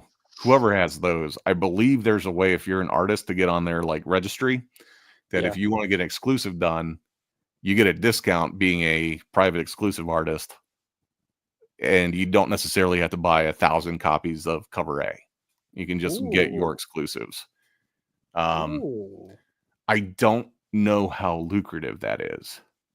Like, if you've got an audience that you can, you can like shell out some books, great. Yeah. If not, I think you're just gonna sit around on cases of books. But I do Yeah. appreciate that, Jay, man. Actually, Jay Scott is like, he was probably the first artist that got me into drawing like pinup stuff. Actually, I have two Dude, Jay Scott's very the man. limited edition prints hanging up on my wall that were like my my motivation to like get better, study the line Nice. weights, have them like literally right there. Dude's amazing. He is amazing. Yeah, he's good. He's good, man. I like Jay Scott too. So is there a particular book you would want to do an exclusive for if you could sell it at your table? I would do TMNT. I've been eyeing up doing a TMNT cover for a while. Yeah. I would like to do TMNT for real. That would be fun. But really, I would do anything if I could put it on my resume. And be like, I did covers for this company and this company. Okay. Yeah. Kings of Comic-Con, what's up? What's up, Kings? So there's a couple ways to do it. One is, as an artist, like I said, you can if you can pay for it, you still have to go through the editing approval process to get stuff done. Yeah. But you can end up with your own exclusive. You're just on the hook to sell them. Yeah. Yeah. Still now, not bad. If you're friends with some different retailers, they might want to buy, 20 off of you or 30 off of you. Mm-hmm. But the other way to do it is, what's that? I haven't gotten in tight with any retailers just yet. Yeah. Well, that's when you get those shows where things are going kind of slow, man. Like if you got a Friday where like the crowd's just not there, take some time, walk around to different comic shop booths. Yeah. And take some of your books, take your art book, and give them a copy and be like, hey, you guys do exclusives. Would you want that'd to? Be sweet. Yeah, that'd be sweet. I've only done a handful of exclusives for people like that. I don't know. It's neat.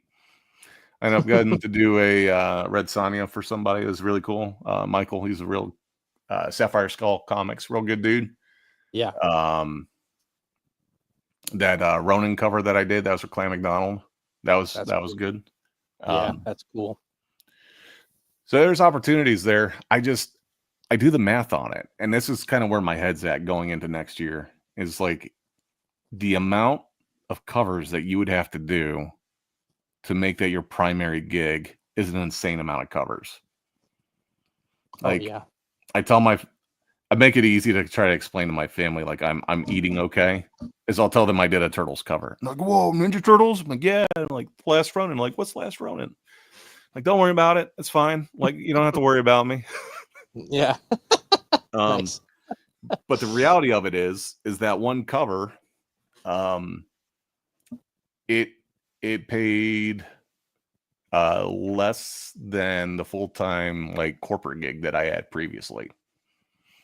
Like in a week's pay. So like I would have to probably do 1.5 covers a week. Yeah, that's not awful. I mean, if you could land that many jobs, that's the thing.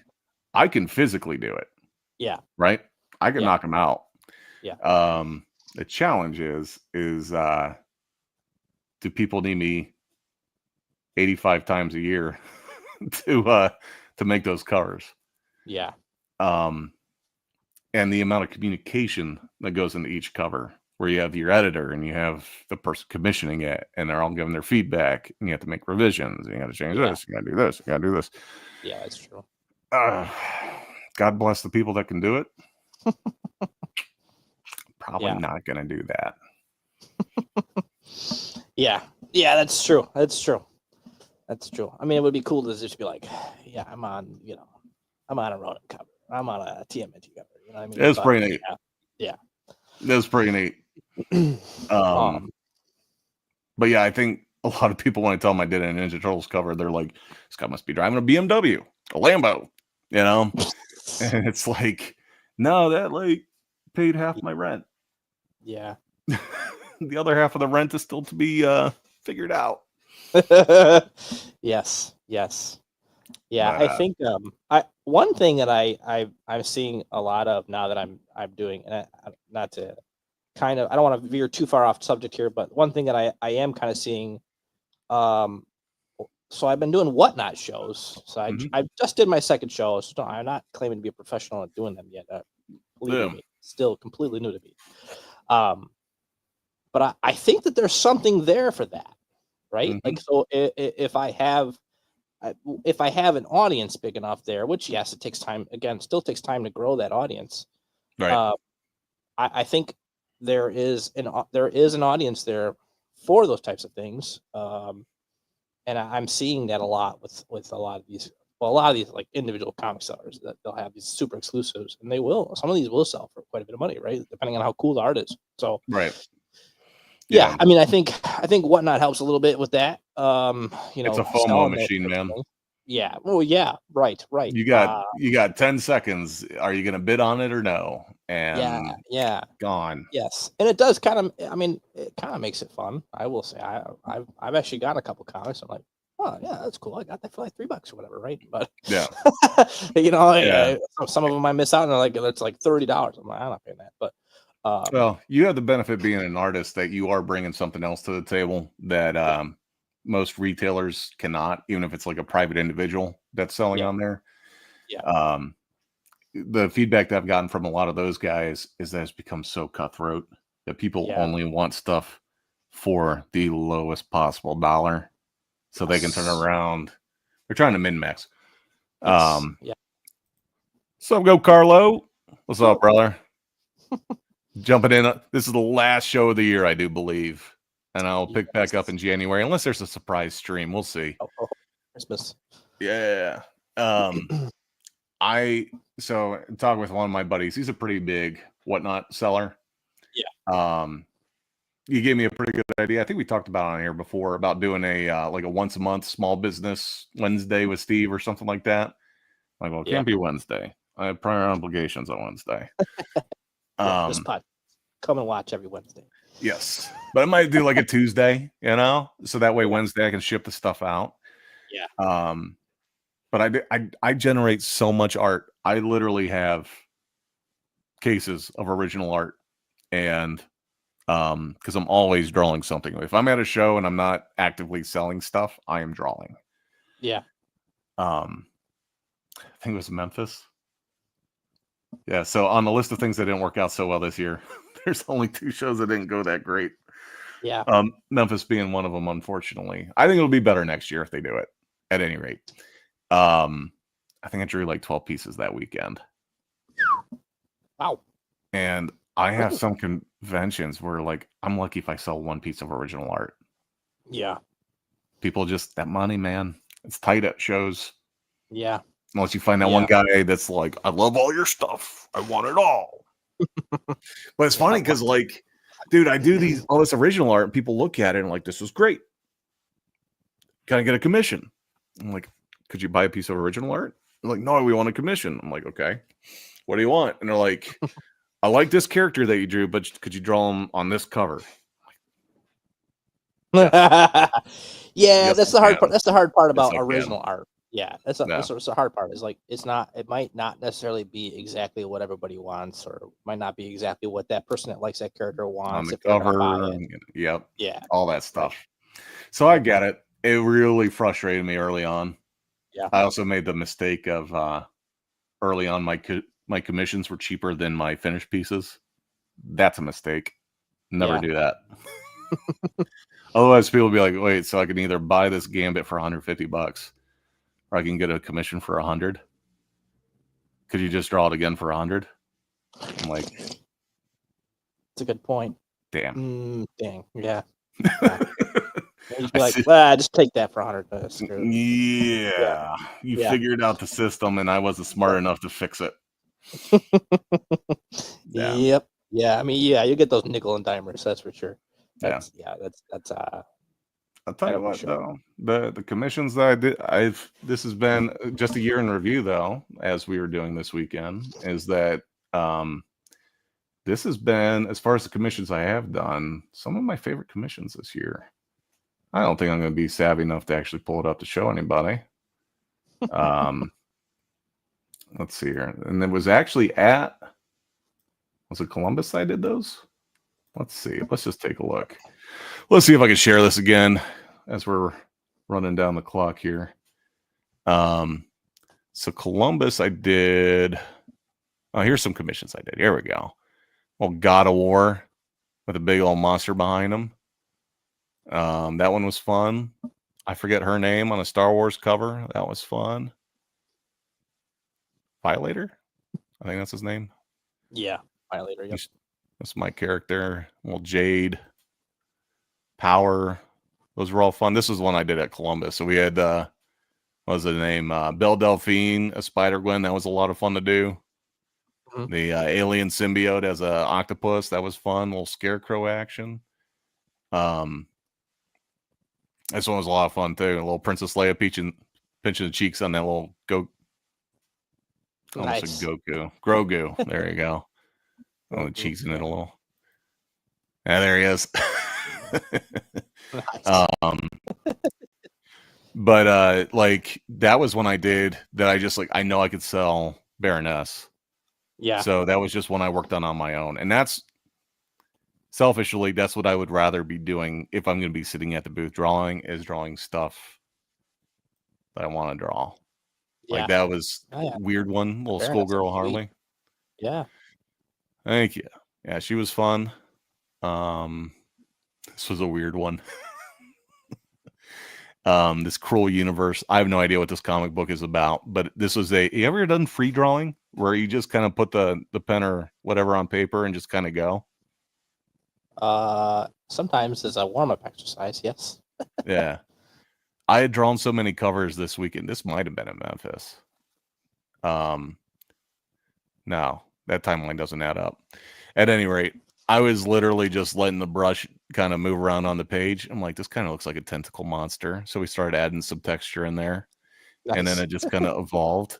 And I have a special place in my heart for this thing, but I don't think anyone will ever buy it. Yeah, that's funny. You never know, man. It looks cool. But, definitely looks cool. So yeah, definitely like this set of Power Rangers that I did for Clan McDonald, that sold instantly. So it's like I have to do Power Ranger stuff. Really? Like the whole set sold, or? Oh yeah, that's killer, man. Thank you. And they didn't take terribly long. It's not as much pen work. It's like you just gotta make sure the lines are right. Yeah. And then Copic markers, and then I used what's it called? Like watercolor paints with like tissue paper for the backgrounds. Oh, nice. Nice. And so yeah, that set of books sold pretty quick. That's awesome. Let's see. So this picture, I think I might be getting flipped off here. There's a bunch of people at K-Pot that were like making everybody wait to leave the building because they're trying to get a group photo in the lobby. Yeah. So I photobombed them with my own camera, and they were all in on it. So that's funny. Yeah. But yeah, my the one thing I was really pushing myself this year is to really kind of be more dynamic with my sketch covers. Yeah. So that's something I'm keeping going on. And I think what time is it?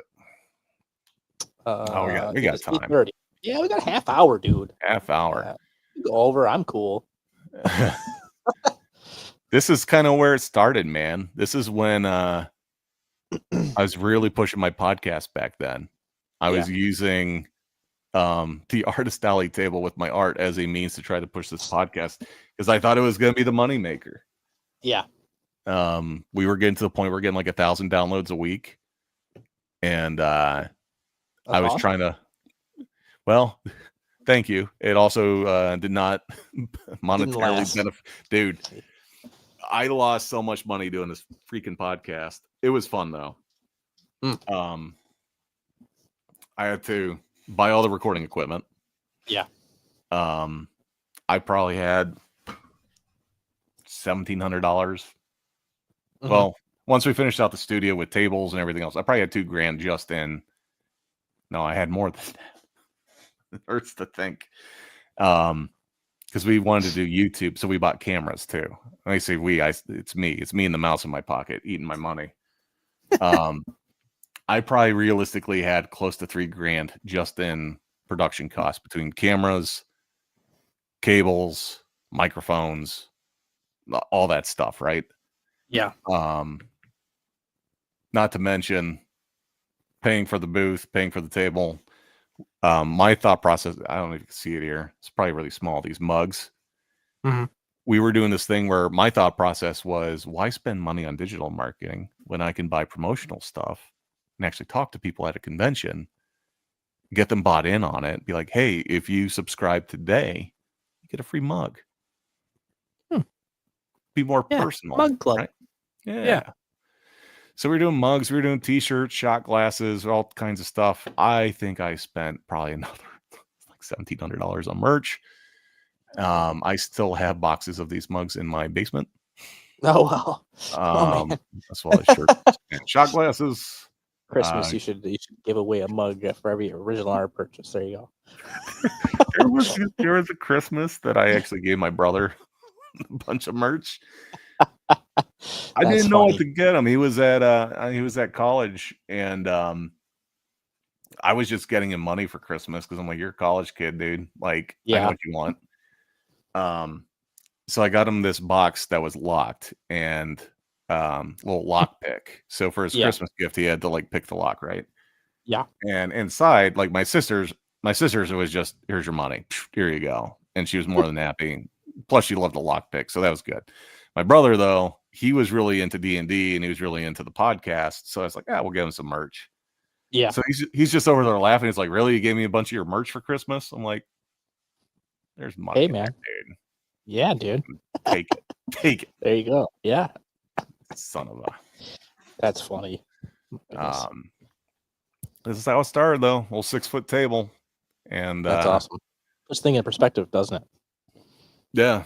It's really it's funny because like I didn't for the longest time, these ones over here in color, like with the turtles and all that, and the Gambit, those were newer. I think I started doing those in like 2019. Prior to that, I was just doing like this dark fantasy stuff. These were the 8 prints that I had, and trying to make those work for me. And honestly, I did enough shows and realized that like no one's suing you for copyright around here. I was like, we'll try some turtles and just yeah. That's awesome, man. That's awesome. Who'd have thought? Yep. This is probably one of my happiest highlights of the year, though. I had this blank sketch cover. I think I bought it in Minneapolis. I stopped at a random comic shop up there. They only had a few blanks, and this was one of them. So I jumped on it, and I couldn't figure out what the hell I was going to draw. So I've just had this thing, and I'm at Iowa for a GalaxyCon. It was their Nightmare/Animate weekend. And it was so slow on Sunday, dude. Oof. Like, I think everyone went to church and just decided not to go to the show. And so I found out that Jonan Vasquez was there. He's the creator of Zim. So I went over there. I just wanted his autograph. He ended up drawing Minnie Moose. Yeah. And then turns out the whole voice acting cast was there. So I got everybody to sign it. But that's cool. Yeah, that's pretty awesome. Yep. But yeah, I would say one of my highlights for the year. I mean, it's not necessarily the top highlight. Well, it probably makes the top few, I think. Or if not the top one, is I got to meet Matthew Lillard, which is super cool. And I told you about this. I met Matthew Lillard at the convention, at the Steel City Comic-Con. Show was slow, but I mean that was kind of the highlight of the show.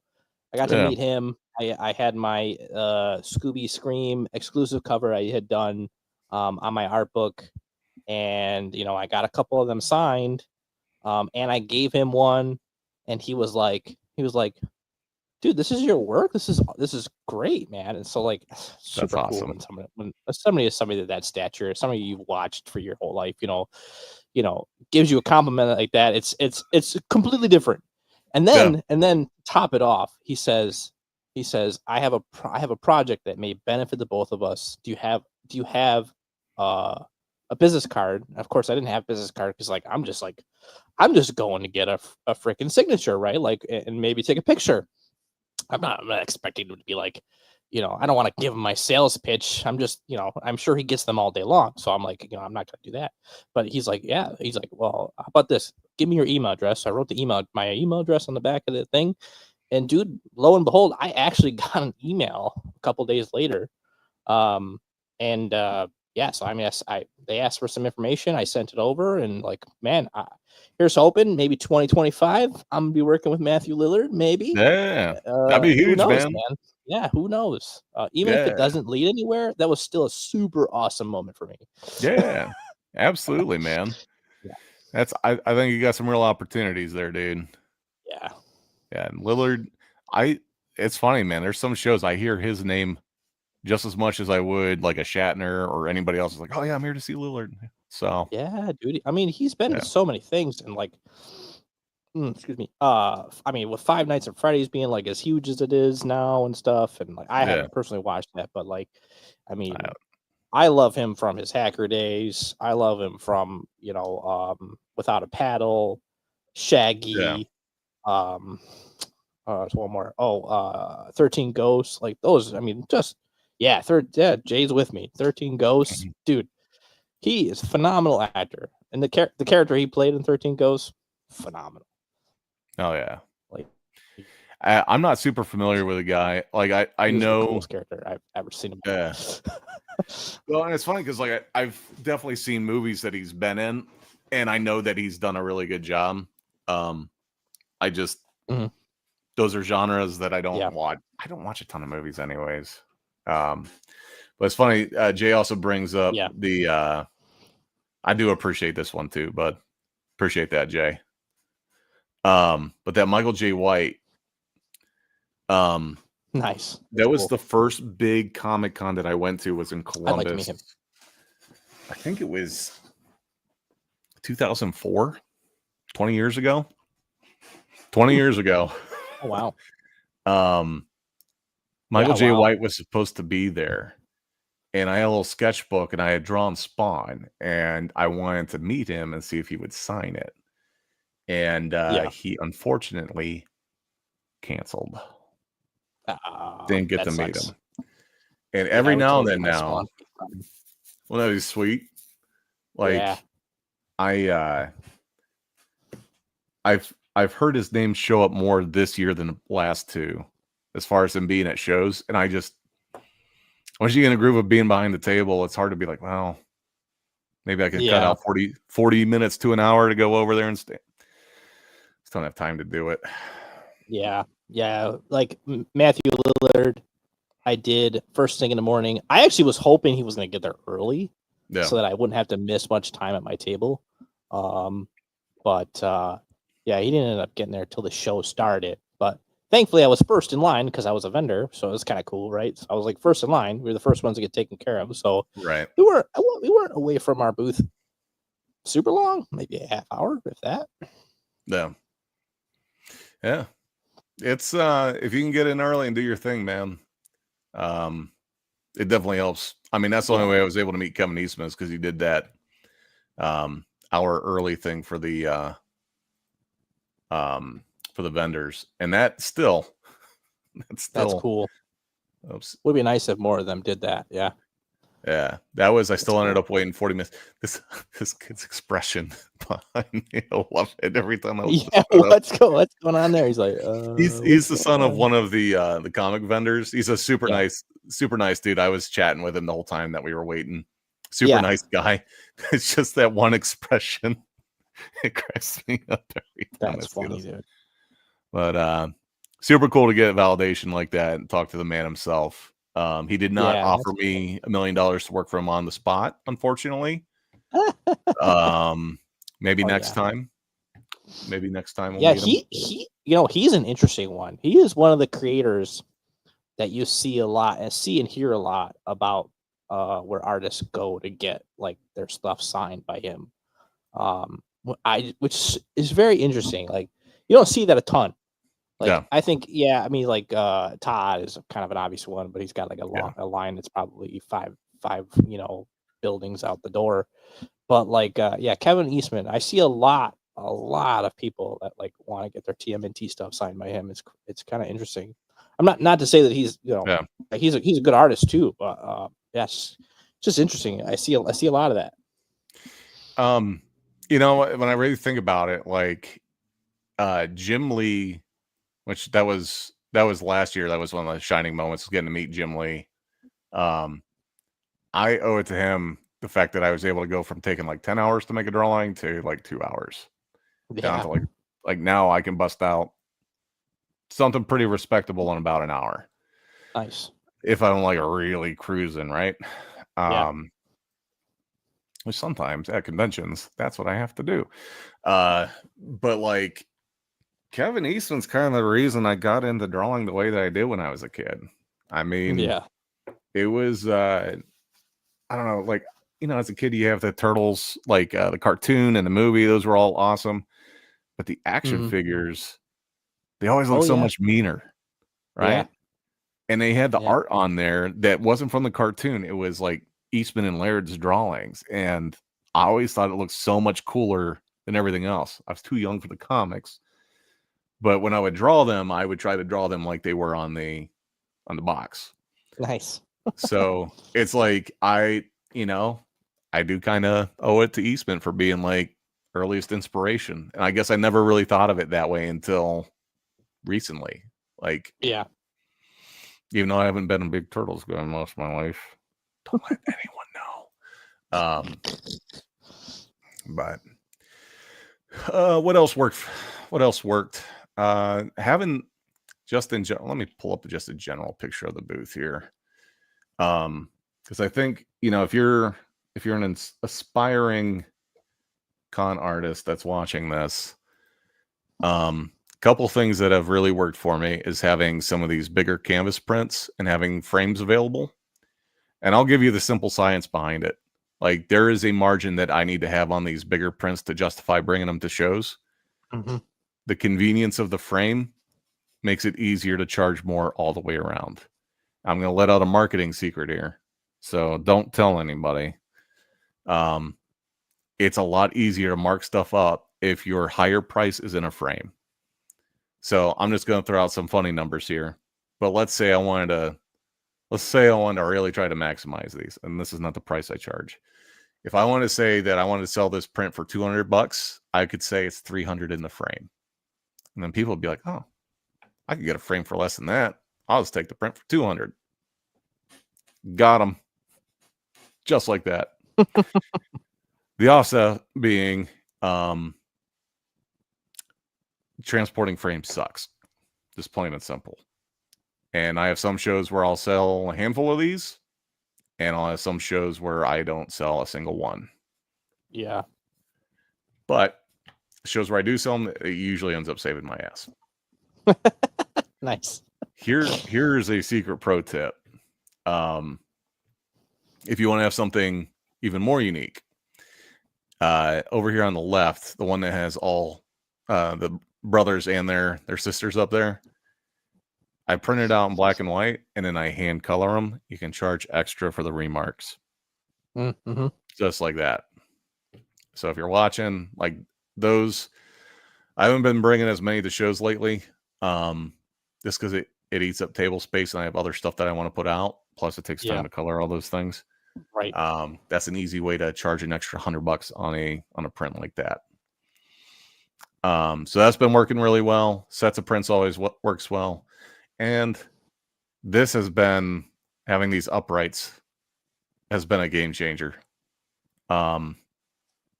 These were not cheap to get. I think this whole setup back here on this back wall is probably around $900. Oof. But it goes up to 17 feet. Oh wow. Like, people can see me from across the show. What are they? So it's just pipe and drape. So the same thing that makes this back wall. Yeah. It's the same idea, except these are heavier duty and they telescope up. You can Oh, okay. kind of see there's two little black collars. So those all telescope down. It's super rigid. It is super sturdy, and then I have a printer. It's right back there that can print out on these canvas rolls. Nice. Previously, I was using this tripod over here that's holding up these two banners. I still have them. That is as tall as this will go. I think that's around 12 feet. Hmm. This will go up another foot or two. Oh wow, It's insane. that's cool. Yeah. That worked. I was not looking to spend $1,000 on backdrop stuff, but Yeah. I think it was definitely worth the investment. Yeah. Well, I mean, right. If it allows you to be bigger, I mean, if it's any margin easier to set up, right, that's a bonus. Yeah. The one thing that I'm learning as far as booth goes, though, is that like my display game has gotten sloppier down on the table. I've got to get better with that. Yeah. I mean, I mean, it doesn't look too. I don't think it looks that bad, but yeah. I mean, it's better than trying to fit all that on one table. That's where I'm at. That's the one thing. So this is, and I guess we could talk more about this if you want to talk about things we're going to do for 2025. But that's one of the things for 2025. I'm trying to figure out where I land as far as, do I need a second table? Can I do two tables? Is it even feasible at some of these shows? Some of these shows I'm kind of locked into the one table I have, which kind of stinks. Because of the amount of show space, but some shows I can start expanding into more tables, which, you know, kind of is where I'm going, right? Yeah. The more stuff I have, the more space I need. I start offering, like you were saying, if I start offering more deals on, you know, print sets and displaying them on my table, displaying the metal prints, I mean, yeah, from what I've noticed over the last few years, based on when I can and can't display certain things and how I've tried different things, is if people don't see it, they won't buy it. Exactly. Right? Because no one's going to come up to your table and be like, hey, do you have that in this and this and that and this and this? Because they're not going to want to like intrude on your space. And I barely want to talk to us to begin with because we're sales right. guys. Right. It's just like going into a store. It's just like going to a store. You don't want to talk to an associate to get what you want. You're like, I really want that.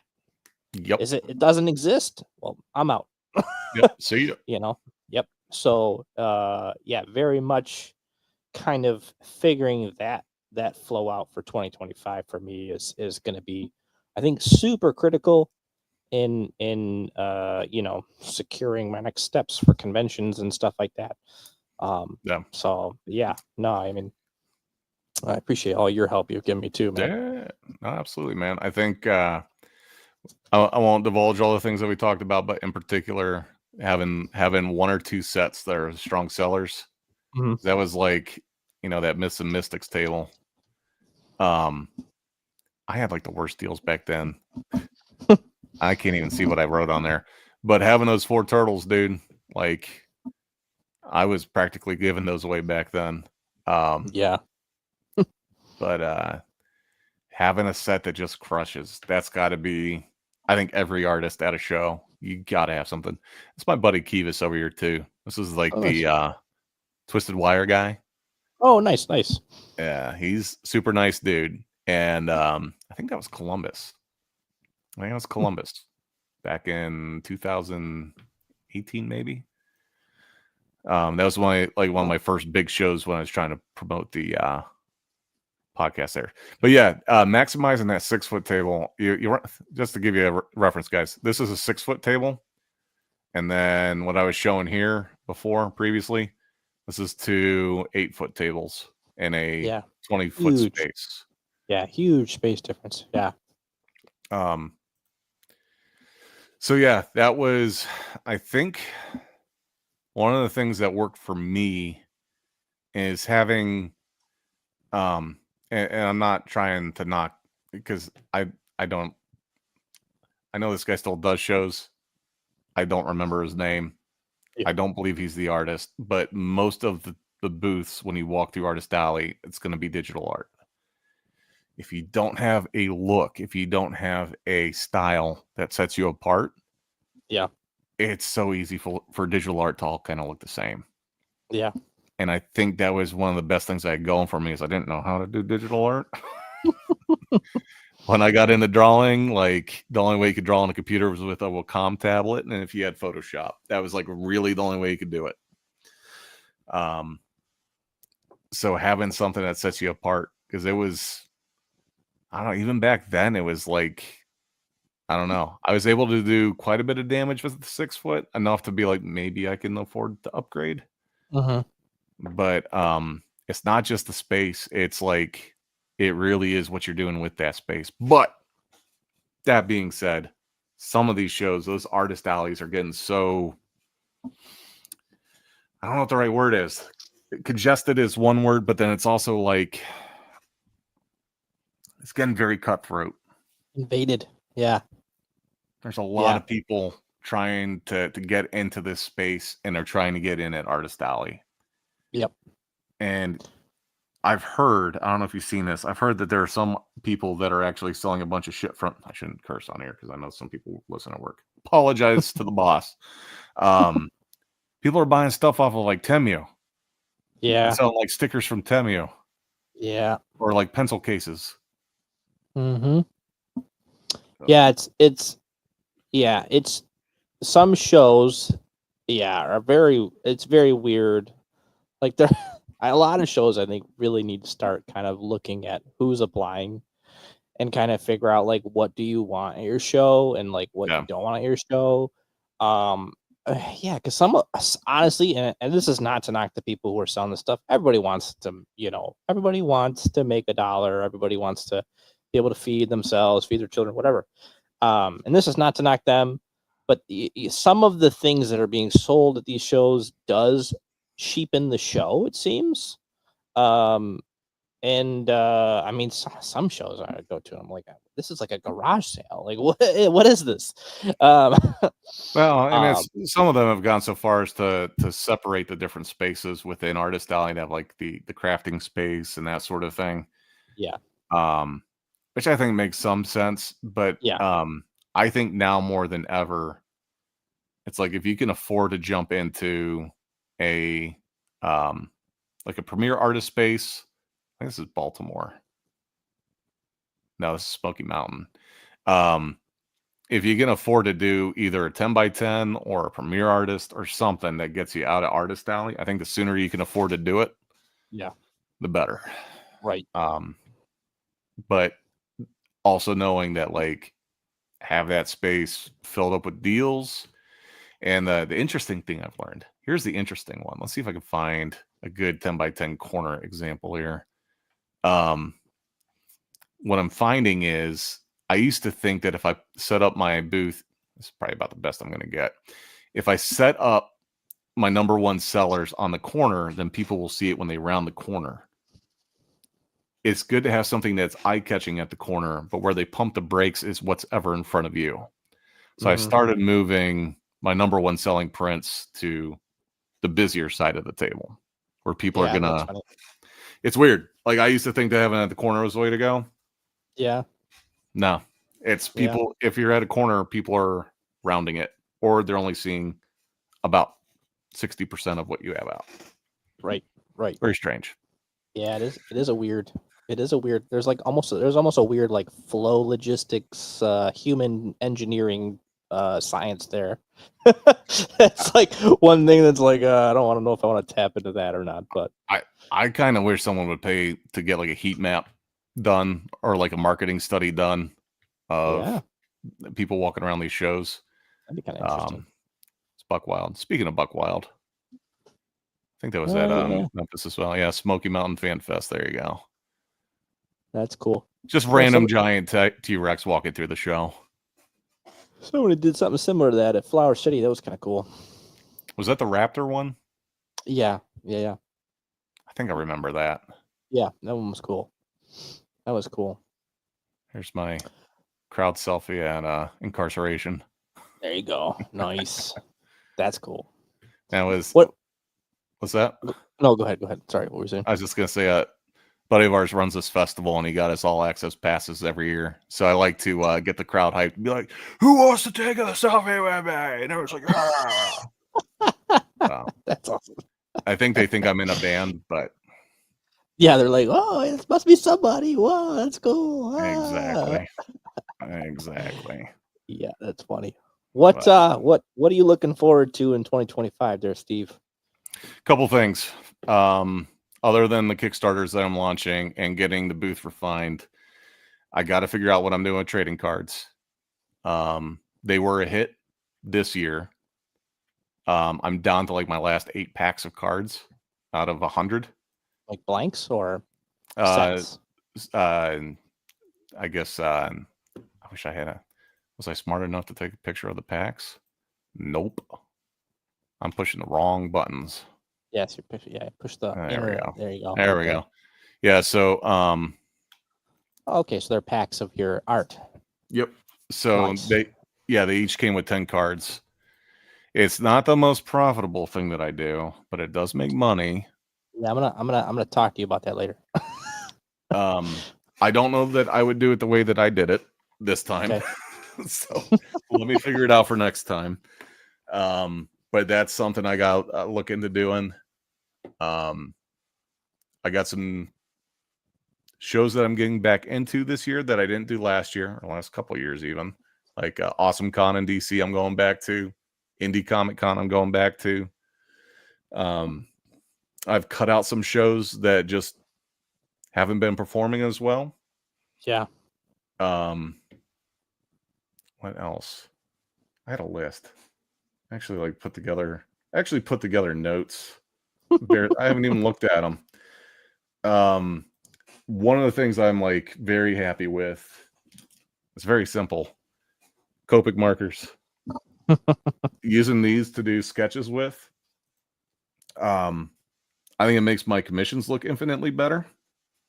I think they look way more professional. And then even when I'm doing like my prints, if I do light shading with these on the original, then scan it into color, they look so much better than using pencil. Still got to do a little bit of cleanup and stuff. But that's been a game changer. Nice, man. I got some things with skateboards I'm working on. I don't want to let the cat out of the bag on that, but Cool. skateboards is going to be another big one. And then yeah. So let me see if I can pull this up real quick. One of the big things I'm working on is card game. And oh yeah. Yep. We were talking about that a couple weeks ago. Yeah, so we're still working on it, but like I'm getting to the point where we're getting ready to do. This is for the prototype deck. Like I don't even have like all of these things actually drawn yet. I just have to go and do lighting and like clean these up. But I actually have a call after this at around 9:30, 10 o'clock tonight to talk about the logistics of that game. So I could send those off to print. And that's going to be with these characters here. The game's called Cyber Hex. And I'm hoping my goal for 25, like obviously I want to kick off all my Kickstarters, have that all going. Fantastic thumbs up. This is going to be a graphic novel and graphic novel and card game. And I think it's got some legs to it. I'm going for a different kind of market than what I normally go after. And my goal is to freaking sell this thing. Heck yeah, dude. I want to get like a Nickelodeon or a Wizards of the Coast or somebody to be like, you have a working game that also has a novel or a graphic novel that could also turn into a cartoon. Like, I want it to be packaged, ready to go. And someone to be like, do you want creative control? And I'd be like, maybe, but how big is that bag of money? Nice. Nice. I wouldn't mind staying on board as writer and or lead artist or what have you. Yeah. But my passion is like this kind of stuff, doing like Dark Side and Slaughter Dolls. I've got so many other books that I want to do. This was like this is a very calculated decision I made at the beginning of the year. Call it like, well, I didn't figure it out till about June, July, that this was something I wanted to do or what it was even going to look like. Yeah. And right now we're sitting around 50 cards per deck that I'm doing the art for. Hopefully have the decks ready to go to print by the end of the year, which is in a couple weeks. And then next year it's going to be prototyping. Not prototyping, but play testing, refining it, getting it as clean as possible, get the graphic novel done. So that way going into 26th, launch a Kickstarter, pimp the hell out of it, and then take it to Origins and Gen Con in 26 and trying to get someone to buy it. Heck yeah, dude. That's cool. Yeah, dude, Nintendo. Sorry, I haven't been looking at the chat. I'm a bad host. Dude, if Nintendo picked it up, even better. Turn that shit into a video game. Sorry, I swore again. It's getting late. I'm actually over the 2-hour mark, so we need to wrap it up here. Real quick, what was the limited launch edition? Is that for the card game I was just talking about? Yeah, for the game, yeah. So what I'll probably do for the Kickstarter is it'll be for the base game. And then if we hit a certain amount, then maybe we unlock the ability to do like expansion packs and that sort of thing. It's just I've seen how much work it is just to do a single card game before you start talking about expansion packs and the logistics on that and what makes it collectible. So I will probably make some bonus stuff available just for Kickstarter. That if you don't get it then, there's nowhere else to get it. Super limited. And you know what'll happen then is then someone does come along and buy it, and they're like, "Hey, we like it, but we want to change everything." And then all your stuff will be super limited edition. Yeah. That's how that works. Yeah. That's how that works. But I rambled for a bit there. Do you have any other things that you want to talk about as far as getting ramped up for 25 that you're excited about? Yeah, dude. I'm excited to have this physical print of the Noir Anthology in my hands. 2025. We're hoping. Yes. I believe January, February, the latest. And then those are going to go out to all the Kickstarter peoples. I can't give an exact date because I'll get yelled at. But Dex Damon is practically done. Tiny itty bitty things that need to be changed real quick, which will be done by end of week. Nice. And that will be released digitally on CrimsonTitanStudios.com this week. So that'd be cool. So going into 2025, I'll have at least something that I can kind of promote my efforts into. I have a couple of other projects. Oh, go ahead. I just want to say I'm eagerly awaiting my copy. Yes. You will get it, and you will be amazed by all the awesome art inside that. I'm already amazed. Thanks. So we're really excited for that. I have a print project, one that I have not talked to the artist that I'm going to recruit yet. Wink, wink, Steve. Wink, wink. But it's not going to be a huge project, but it's going to be a print project that I'm looking to kind of work with a couple of different artists on as a collaborative effort. Yeah. I don't want to talk too much about it because I'm still kind of working out the logistics, what I want and how I want it. Perfect. So that's going to be kind of cool. Definitely doing that for 2025. I am going to be landing on not one, not two, but 3 sketch card sets for next year, for 3 different companies. So that'll be cool. That's cool. Looking forward to doing that. I actually will be spending the next few weeks drawing them. Now that I am finally free and clear of the pages that have been binding me. So when you say for different companies, are you I don't want to have you name, are you talking about like a Tops or something? Are you talking about like a local thing? Or are you talking like indie publisher? They're kind of like indie publishers. I haven't signed any NDAs as far as I am aware. So Sweet. I have an Ultraman set that I'm working on for Series Sweet. 2. There I know that there's some issues with that right now because of some licensing. So I don't know when that's coming out. Gotcha. But I count the licensing issue as a blessing because the comic took me much longer than I anticipated. Hey, But I got that. So it's Ultraman. That'll be sweet. Ultraman's a cool character. So yeah, Ultraman. I have a karate set. It's going to be a Kickstarter. nice. That is for a company called Studio Thwip. Nice. They're actually based out of France, I believe. Which is kind of very interesting that I'm a part of that. So I'll actually, what's kind of cool about that is they actually give me AP cards that I can keep. So that's kind of nice. Oh, that's cool. So I can at least sell those.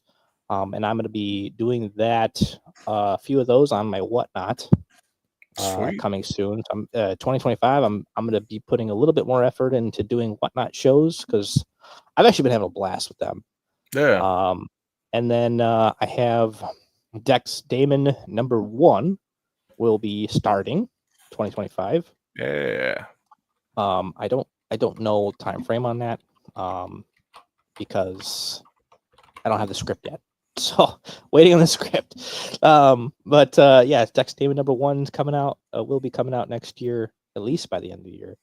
And then I have my own project. I will name drop. I will give the name out. It is called Archon's Bond.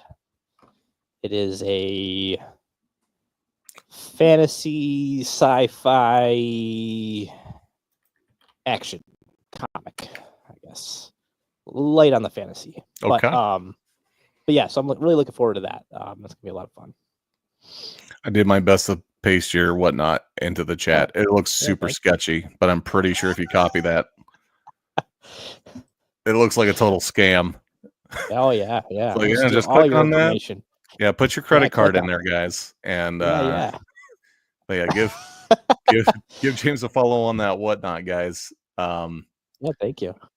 Yeah, check out his live streams. Pick up some limited edition stuff. Scam alert.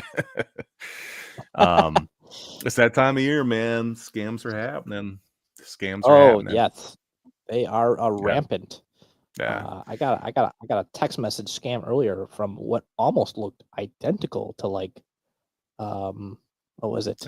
Like an Amazon or No, it wasn't Amazon. It was like Rite Aid, believe it or not. Like even the link was like almost legit Rite Aid. I was like very surprised, but they're no, getting it was better at not. that stuff, man. Oh yeah. I didn't realize that Amazon actually has a texting feature where they'll text you occasionally, Yeah. which is weird because it's like it hardly ever happens, but it's legit. And it's Yeah. usually like if the driver is sending you an update, Mhm. it looks like a total scam. And I had to apologize to my driver that I didn't respond back to him with. I have a very Yeah, hard to that's find funny. house. I've never I've never had that before. Yeah, but then like you said, like I just had one from the post office scam. Mhm. That looked very similar. It's like click on this link. We have your Yeah. package. We're holding it for you. Yep. And I had to Google it to see if it was a scam, and they're like, USPS will never text you. Like, okay. That makes it easy. I like Yeah. that. Yeah. Well, you got your work cut out for you, man. You are a Mm. busy dude. And Yeah. I You as well. yeah, it's the life, man. Yep. The one thing I'll say is I have some buddies, I think I might have told you this, that have worked for Tops doing sketch cards where they'll do like obviously super limited runs where that's your bonus to get something like in a Marvel, like I forget what they call them, the different runs that they do. Yeah. But they'll have like 20 sketch cards. But every time I talk to these guys who will remain nameless, that may or may not live in the Akron area. I hope Tops isn't listening. But it'll be like, yeah, they need like 20 cards done. And they need it done in a week and a half. And all these guys, they have full-time jobs. They do like art is a hobby career. Like Yeah. they make money doing it, but it's like they're not counting on it to pay the bills. Right. So it's like you got to go work your 9 to 5 and then stay up till 2 in the morning working on sketch. And these guys are nuts. Like they have the jeweler glasses that they'll get out to do like all the super fine point micron details. Yeah, I've seen some of them. I don't do that, but yeah, I've seen that. I mean, I do have my little like, you know, you can't see it because of this thing, but my little, you know, magnifying glass. But that's about all I got. It's funny because it's like you're just reaching off into the void. Yeah, you don't even Captain America. Like, yeah, I'm gonna grab Thor here. But yeah, I mean, they make decent money for like a little short run, but the one dude, he does maybe 3 or 4 projects a year. And that's, and in the meantime, I'll do a couple local shows and work his regular job. Yeah. So I was curious if you got onto the Tops kick. Yeah. Yeah, no, that would be interesting. I mean, that'd be kind of cool to get in on. I've seen a lot of people like kind of start their career from sketch cards, believe it or not. But I don't know. The one guy I talked to, he has a very lucrative career doing sketch cards. And we're talking, he sells his sketch card APs for between $600 to $3,000 a piece. So wow. Yeah, he's been doing sketch cards for a long time, to the point where like he's got that name in the sketch card business. But yeah, I was like, especially for card collectors, man. Yeah, I mean, for something that took him, well, I mean, he does the very fine details, but for something that might have taken him like 5 hours to draw or whatever, like to make $3,000 on a card, it's pretty lucrative.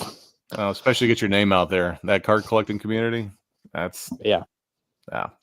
Well, that's the reason I'm doing this. That's the reason I'm doing a sketch card show next week. Or not next week. Geez, I don't know. It might have been the 30th. Yeah, it's coming up. It's before the end of the year.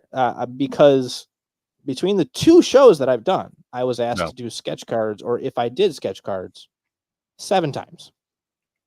There you go. So I'm like, all right, well, I have to do sketch cards. I'll do a sketch card show. We'll see how that goes. Maybe that's part of your niche, man.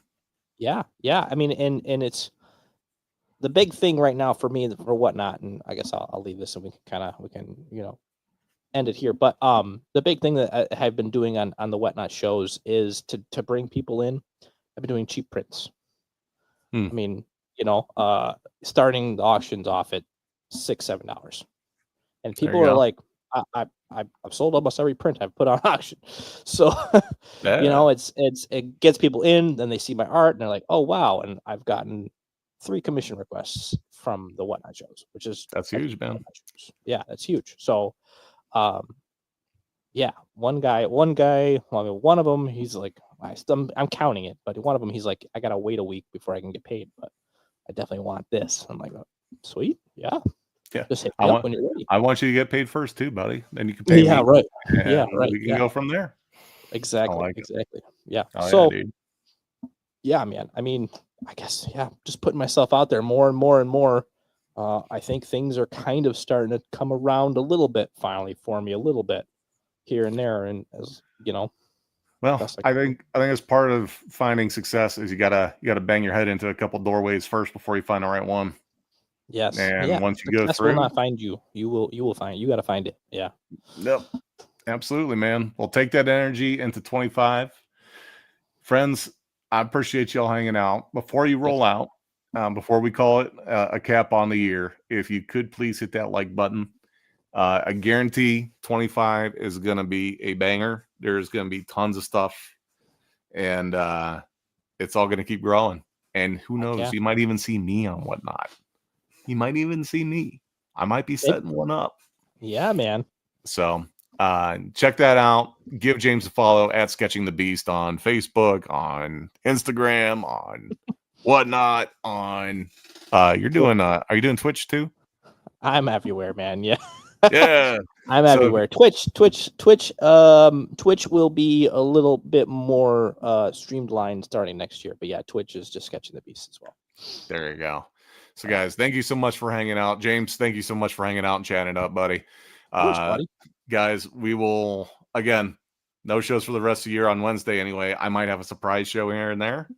But Ben, thanks for popping in at the last second, buddy. Ben, good to see you. What's up, Happy Ben? holidays. We'll see you next time, buddy. Happy holidays, guys. If you got to roll, James, I'm just going to say goodbye to folks. So We'll see you, brother. Yep. Peace out. If by next show, if you mean live show, it probably won't be. Let me just take a look at the calendar. Next live show will probably be the 8th. And then if you're talking about cons, I can tell you conventions real quick. Conventions, my next convention is going to be, I might be doing Animate Raleigh. That would be the first, I believe the first weekend of January. Yeah, January 3rd to 5th. I'm on the wait list for that. I might get a call, but then January 10th to 12th, I'm going to Minneapolis. It's actually a good show. Really good people there. It's effing cold in Minneapolis in January. And then towards the end of January is a tattoo show in Philly. So if you're in the Philly area, check out Villain Arts. I will be there. I will be back at Cincinnati for sure. And that everything is far. I think Minneapolis, when you figure in stopping for fuel, food, pit stops, and then weather, traffic, it ends up being around 11 and a half hours to 12, just depending on how quickly I can get in and out of stuff. Coming back from Minneapolis, I used to have a show in Omaha the next weekend, so I could break it up. I could go down to Omaha, and that was like a 4.5 hour drive. But either way, it's 12 hours back. So, but they moved the Omaha show. I think it's because they had I think it's the Oddities Curiosities Expo took it over. I think. So, the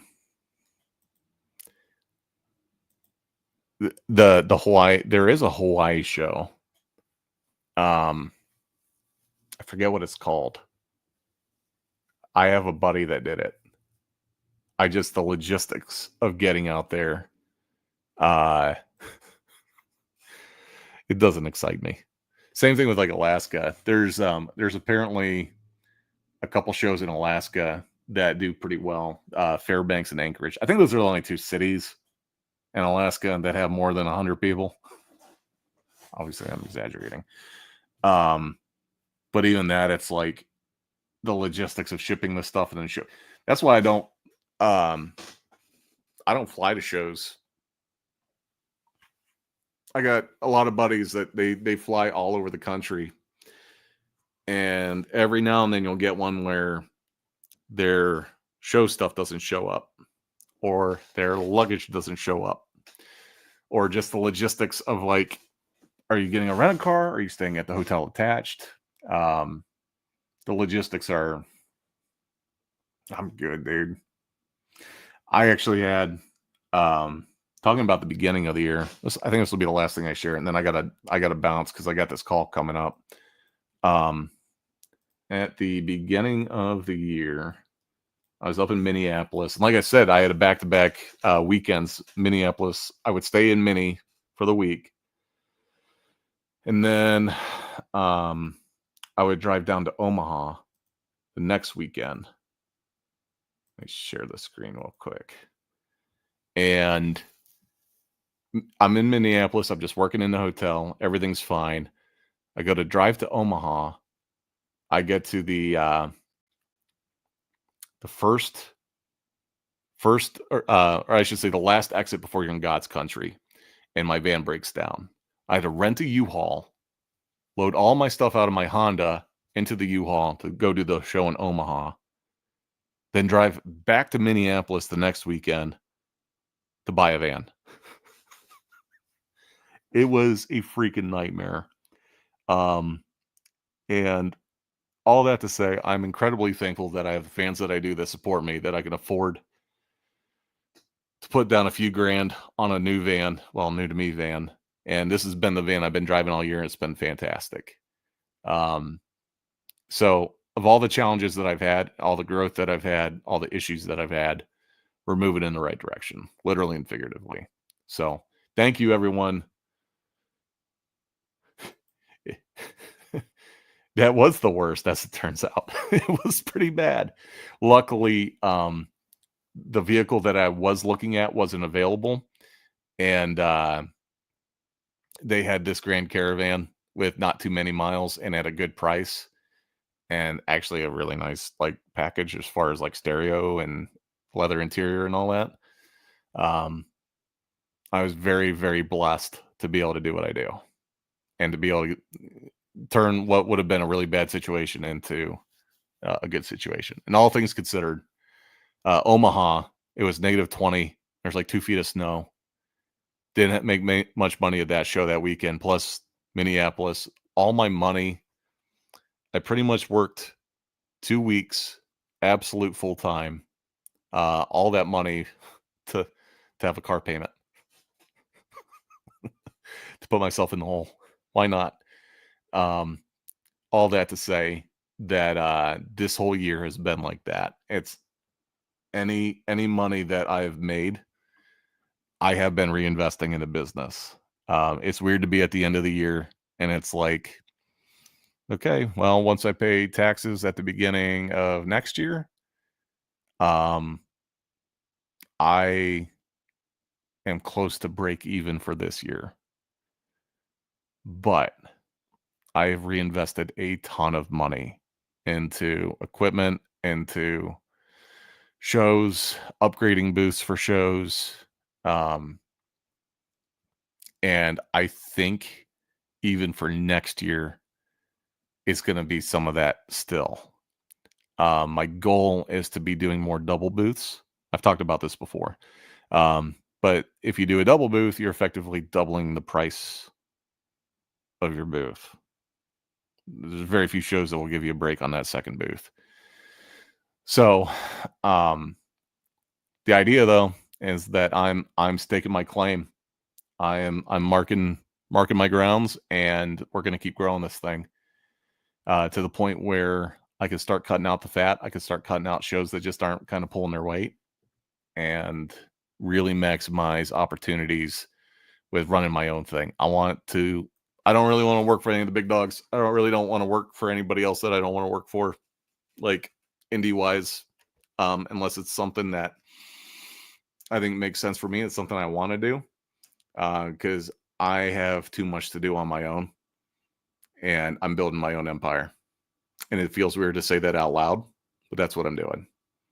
I am building my own brands. I'm building my own thing, so that God forbid something comes out and tries to kick my legs out from underneath me. I have my own stuff. I have my own followers. I'm going to keep growing Kickstarter. I'm going to keep growing my own website. That's going to be it. So, and if there's one person that I can count on for the best intel in the business, it's Ben. Ben somehow knows all the dates for everything before it's even been announced. Ben's got a nose for this kind of stuff. So if you don't follow Rigo Creations on Instagram, give Ben a follow. If it's not something you're buying for yourself, I guarantee he has the best gift ideas. And chances are you will find something for yourself too. I need to stop sharing the screen. You're getting like the infinite window effect. So guys, thank you so much for hanging out. Thank you so much for a great year. We're going to have a great year in 25 as well. It's going to be the best year yet. I just got a feeling. Love y'all. We'll see you next time. Bye-bye.